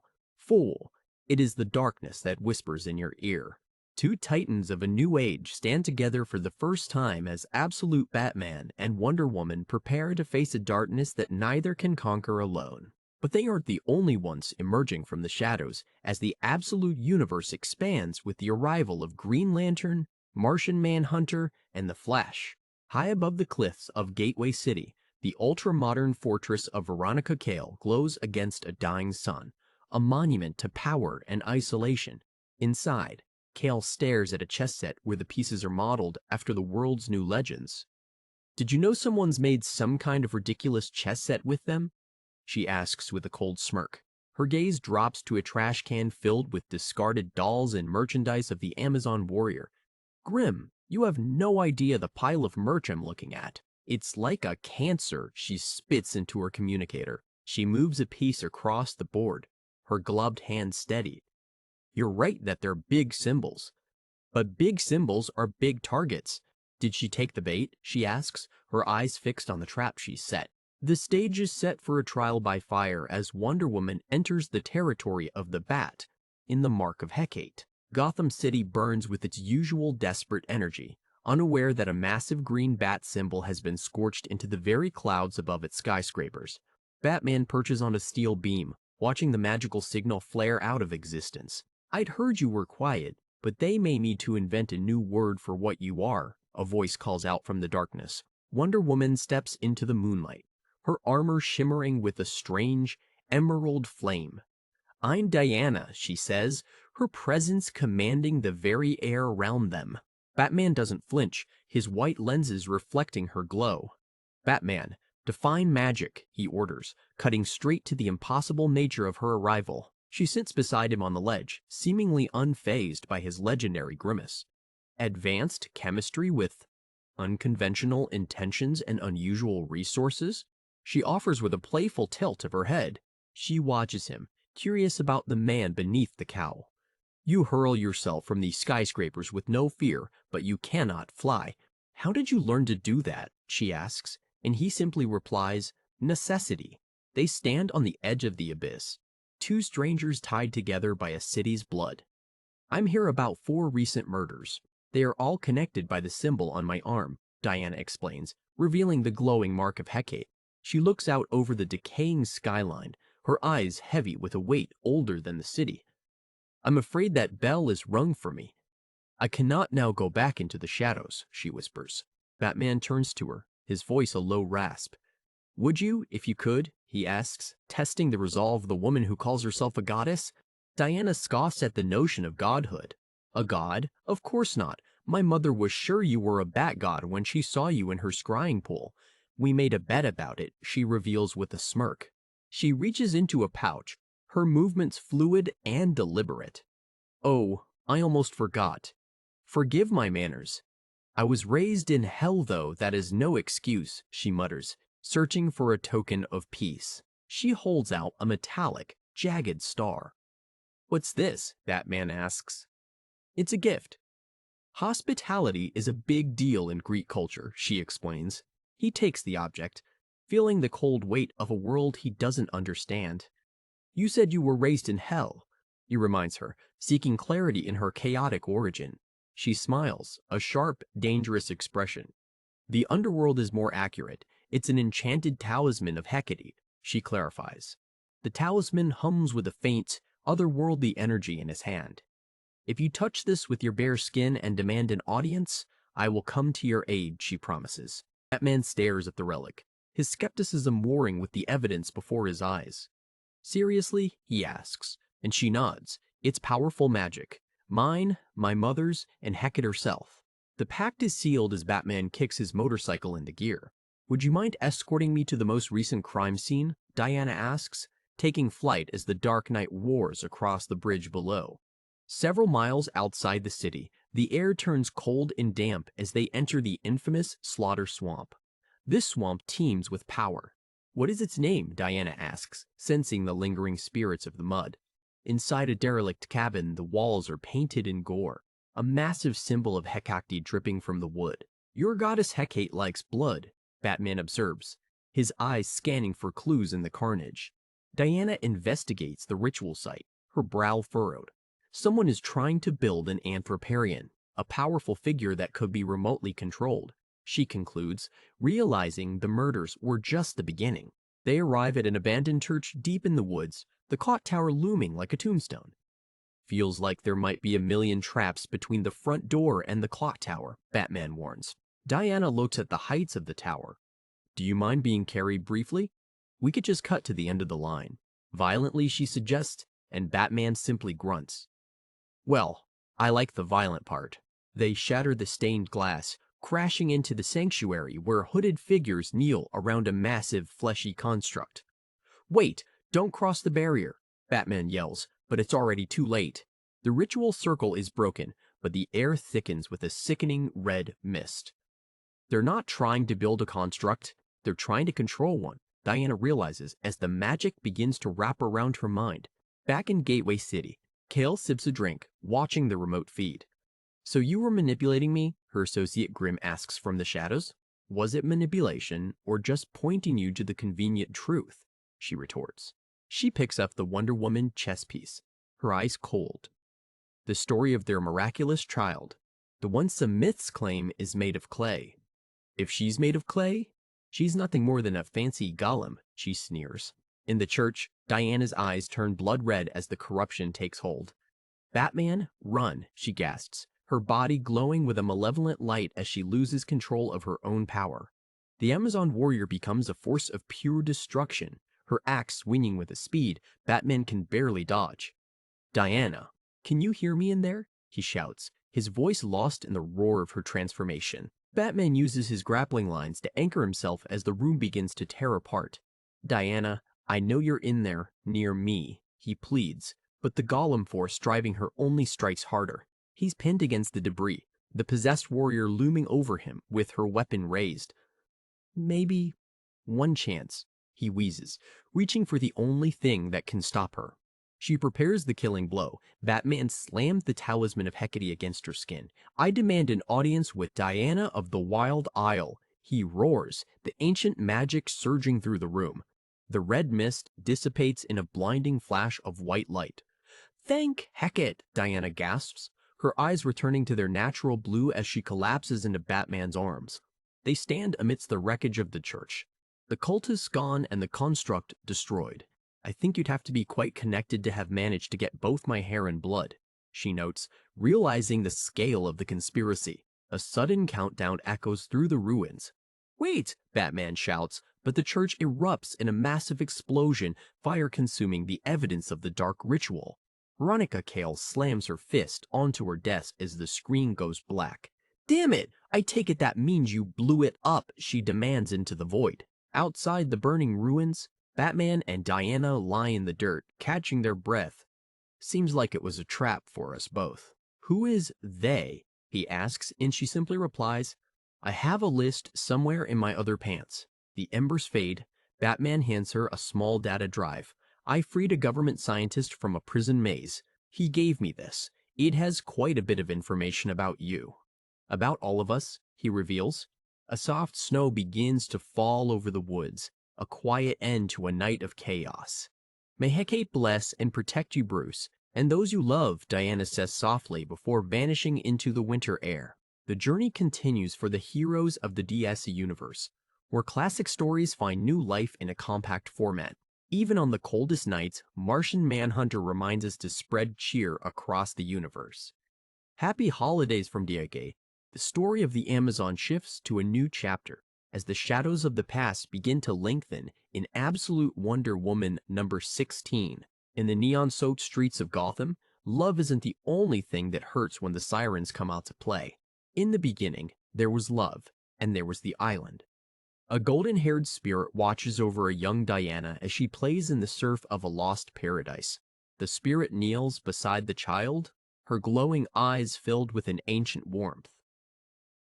And what did you do today, darling girl? She asks with a voice like a summer breeze. But the vision begins to fracture as a dark premonition enters the dream. Wake up, Diana.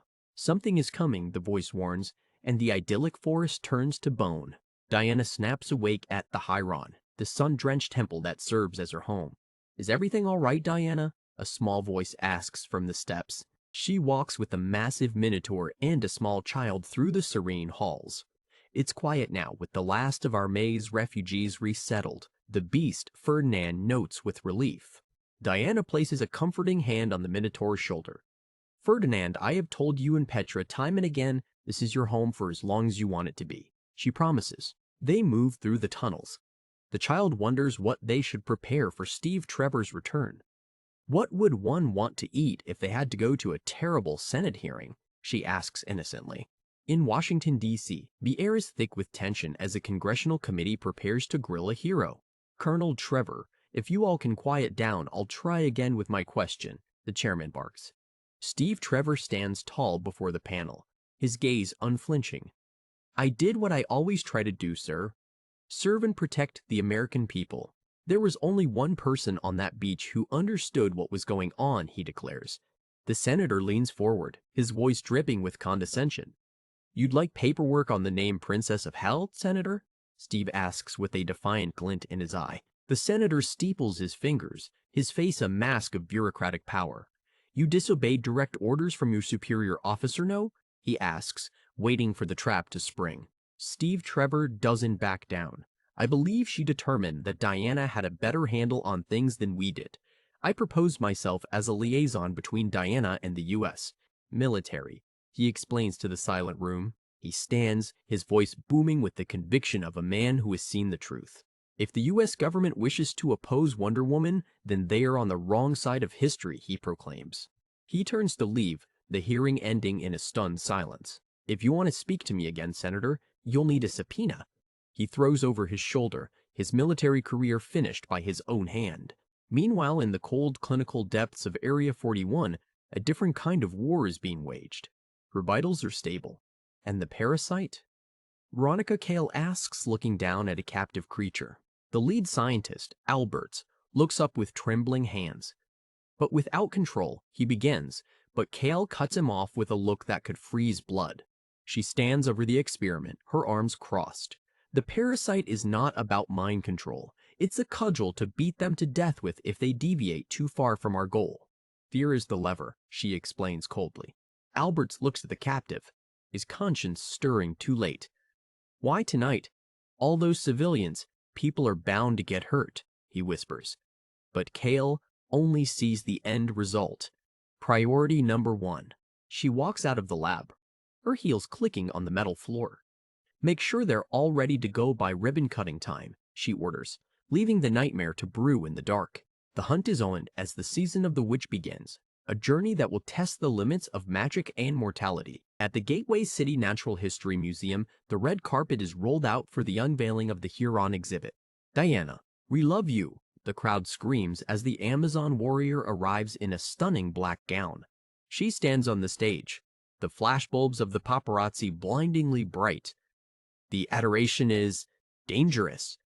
The power in it, the temptation is palpable, she muses, feeling the energy of the masses. Among the socialites, a woman in a red dress watches Diana with an intensity that has nothing to do with fame, her hands folded in a mock prayer. Inside, Barbara Ann Minerva leads Diana through the crowd. Are Steve, Etta, and Gia here? Diana asks, seeking familiar faces in the sea of strangers.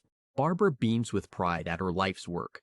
We have an incredible collection, but until you showed up, I could never convince the board anyone would be interested in it, she admits.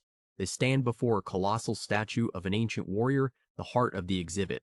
It's the closest I've ever felt to my lost Themysciran home, Diana whispers, her hand reaching out to touch the stone, but the celebration is cut short as a wave of dizziness hits Diana.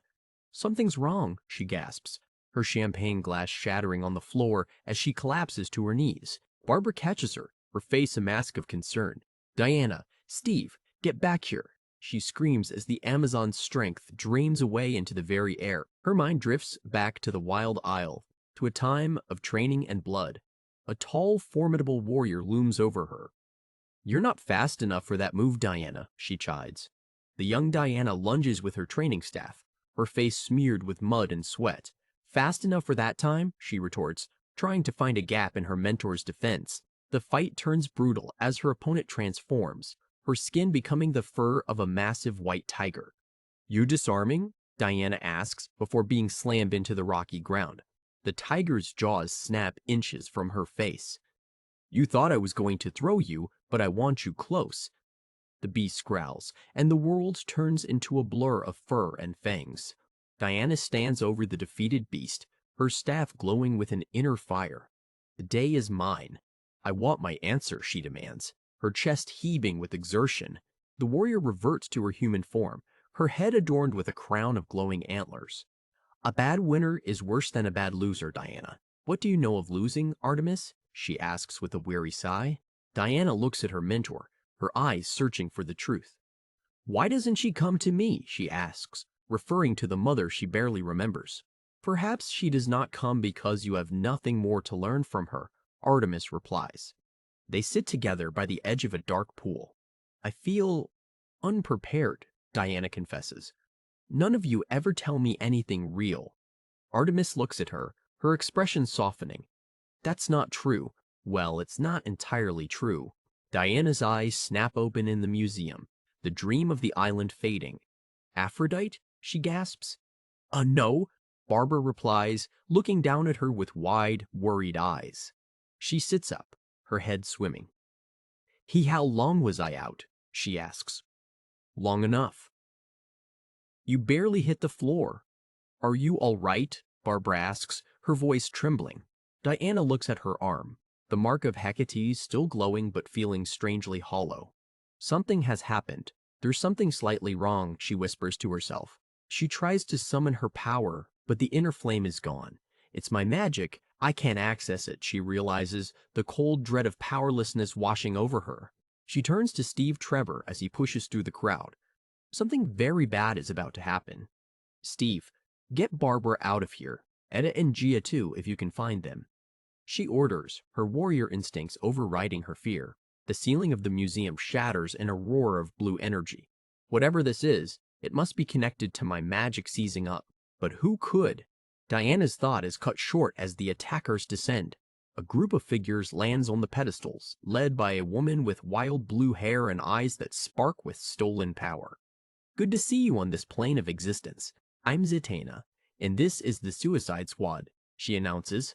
Zatanna floats in a cyclone of arcane symbols, her voice echoing with 1,000 whispers. She bound my magic to her.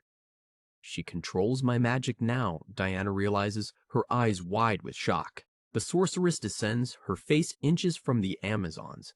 "I think you figured it out, cutie. She's underestimated you, but I haven't," she whispers, her hands glowing with Diana's own stolen light. In another place, in another time, a pair of eyes watch from the darkness. "I remember the first time he took me into the dark," a narrator reflects as the shadows deepen. A young man walks through a neon-lit void, his face a mask of wonder and fear. For years, it had just been hypothetical conversations here and there, he recalls. The world around him begins to shift, reality warping into a beautiful, safe place where his friends could be happy. "And as long as it was hypothetical, I could keep it in a kind of box," he says. He looks at the glowing structures around him, the strange architecture of a dream made manifest. "Mostly, I was focused on making sure he didn't promise a space to anyone I thought would irritate me too much," he notes with a sad smile. The memories are locked away, but the presence of the one called Walter remains a constant. The fact that he wasn't human wasn't a shock anymore. "I got used to it," he admits. He turns to follow the glowing figure into the heart of the abyss. "But that all changed when he took me here for the first time," he concludes, as the true scale of the nice house by the sea is revealed. They walk to a landscape of impossible colors and swirling energy, a forest made of pure thought and memory. Walter stops and gestures to the horizon. "What is it?" the boy asks. That's a really good question," Walter replies with a cryptic smile. They stand on a ledge overlooking a beating heart of light. "This is your new home." "The beating heart at the center of our cell," Walter explains, his voice echoing in the vast space. The boy reaches out a hand to touch the energy. "Is it alive?" he asks, his eyes filled with awe. "I'm not really sure how to answer that," Walter muses. Walter places a hand on the boy's shoulder. "I mean, I have ideas, but I do want your help to build paradise," he says, his voice soft and persuasive. The boy looks up at him, his face illuminated by the core. "And you want my help to shape it the right way," he realizes, sensing the burden of creation. He watches as the light takes form, swirling into shapes that defy description. "It's as alive as I am, I guess, but in a different way. It's still new," he reflects. The boy gestures to the void, his mind racing with possibilities. "We could make the whole thing like a luxury hotel in the Caribbean," he suggests, his hands reaching for the stars. Walter shakes his head slowly. "No, I don't think that's right. It's too impersonal. Showing up here needs to feel like coming home," he insists. He looks deep into the boy's eyes, his glasses reflecting the swirling light of the core. "It's just potential," he whispers, the gravity of their task settling over them. He leans in closer, his voice a low hum of power and promise. "But nicer, you know," he adds, and the boy nods, his fate sealed by the beauty of the trap. The boy looks out over the landscape, his heart heavy with a terrible truth. Because none of them are ever going home, because by the time we build this place, none of us will ever have a home again, he realizes. Walter stands behind him, his silhouette a dark shadow against the light. "No, you will. You'll have this," he promises, his voice cold and final. The forest of thought swirls around them, a beautiful prison that stretches to the ends of the universe. They stand in a meadow of impossible flowers, the air sweet and heavy. So, a lake house, upstate Wisconsin on steroids. An eternal summer weekend where we grew up, the boy suggests. He looks at the dream he is building, his eyes glowing with the same light as the core. A really nice house on the lake, he says, and for a moment he almost believes it. Walter looks at him, his face a mask of approval. Yeah, he agrees, and the dream solidifies into a nightmare that will never end. They walk through a sea of liquid light, the horizon a blur of impossible colors and shifting realities. The boy looks at a massive alien structure looming over the meadow. Do we have to use this thing? Like, can we hide it? He asks, his voice trembling with a lingering fear. Walter turns to him, his expression unreadable. It's just so alien. I feel like looking at it would just remind me over and over that aliens just ended the world, the boy continues. He looks back at the structure, his hand reaching for a pen as if to sketch a different reality. Yeah, we can hide it. As long as there are ways to access its core functions, Walter finally agrees. The boy looks down at his notebook, his hand shaking. Okay, yeah, my brain is cooking. But what about the others? He asks, his thoughts turning to those they've left behind. Walter pauses, his gaze fixed on a distant point in the void. He asks, as if the question of the others is a distraction from the work at hand. The boy looks up at the swirling sky, his face a mask of grief and confusion. Why are there so many of them? He asks, and the void offers no answer but the sound of his own heart. The universe of the nice house by the sea expands into a cosmic nightmare where every memory is a brick in a wall that can never be broken. Worlds collide in a different way as the stars of AU join forces with the icons of the DC universe for an intergalactic supercard. At the WAM Intergalactic Championship, the air is thick with tension as heroes and wrestlers face off. You must be Mercedes. We're the Justice League, champ. Not a delivery service, Batman growls. Osprey steps forward, his eyes blazing with a warrior's fire. Unstable. Space-time. Sounds like a scavenger hunt. We're in, he declares, his fist clenched in anticipation. Batman turns to the others, his voice a low rasp. That's no excuse. Well said, Mr. Allen. We'll pair with your roster for the recovery, he orders. The mission beginning in earnest. The watchtower hums above them, its sensors tracking the fragments of Element X. If each shard alters reality, whoever's got them won't give up easily. Let's get to work, Batman commands. The hunt is on, a cross-promotion battle that will shake the very foundations of the squared circle and the multiverse alike. Nightwing dives into the fray against the League of Assassins, his movements a blur of grace and brutality. We'll follow the action wherever it goes. Let the hunt begin, the announcer roars. The world's greatest superheroes meet the world's most elite pro wrestlers in a 2-issue event that will change everything you thought you knew about the ring. Challengers from beyond the DC Universe crash the biggest event of the year in the Ultimate KO boss battle, where only the strongest will survive. In 1993, a movement began that would redefine mature storytelling. Now, that spirit returns with a new era of Vertigo comics that are bizarre, beautiful, and transgressive. The legacy of Vertigo continues with a slate of all-new series from bold and imaginative voices, starting in February of 2026. From the eerie depths of the nice house by the sea to the gritty mysteries of the brutal dark, the return of Vertigo is nothing you've seen before.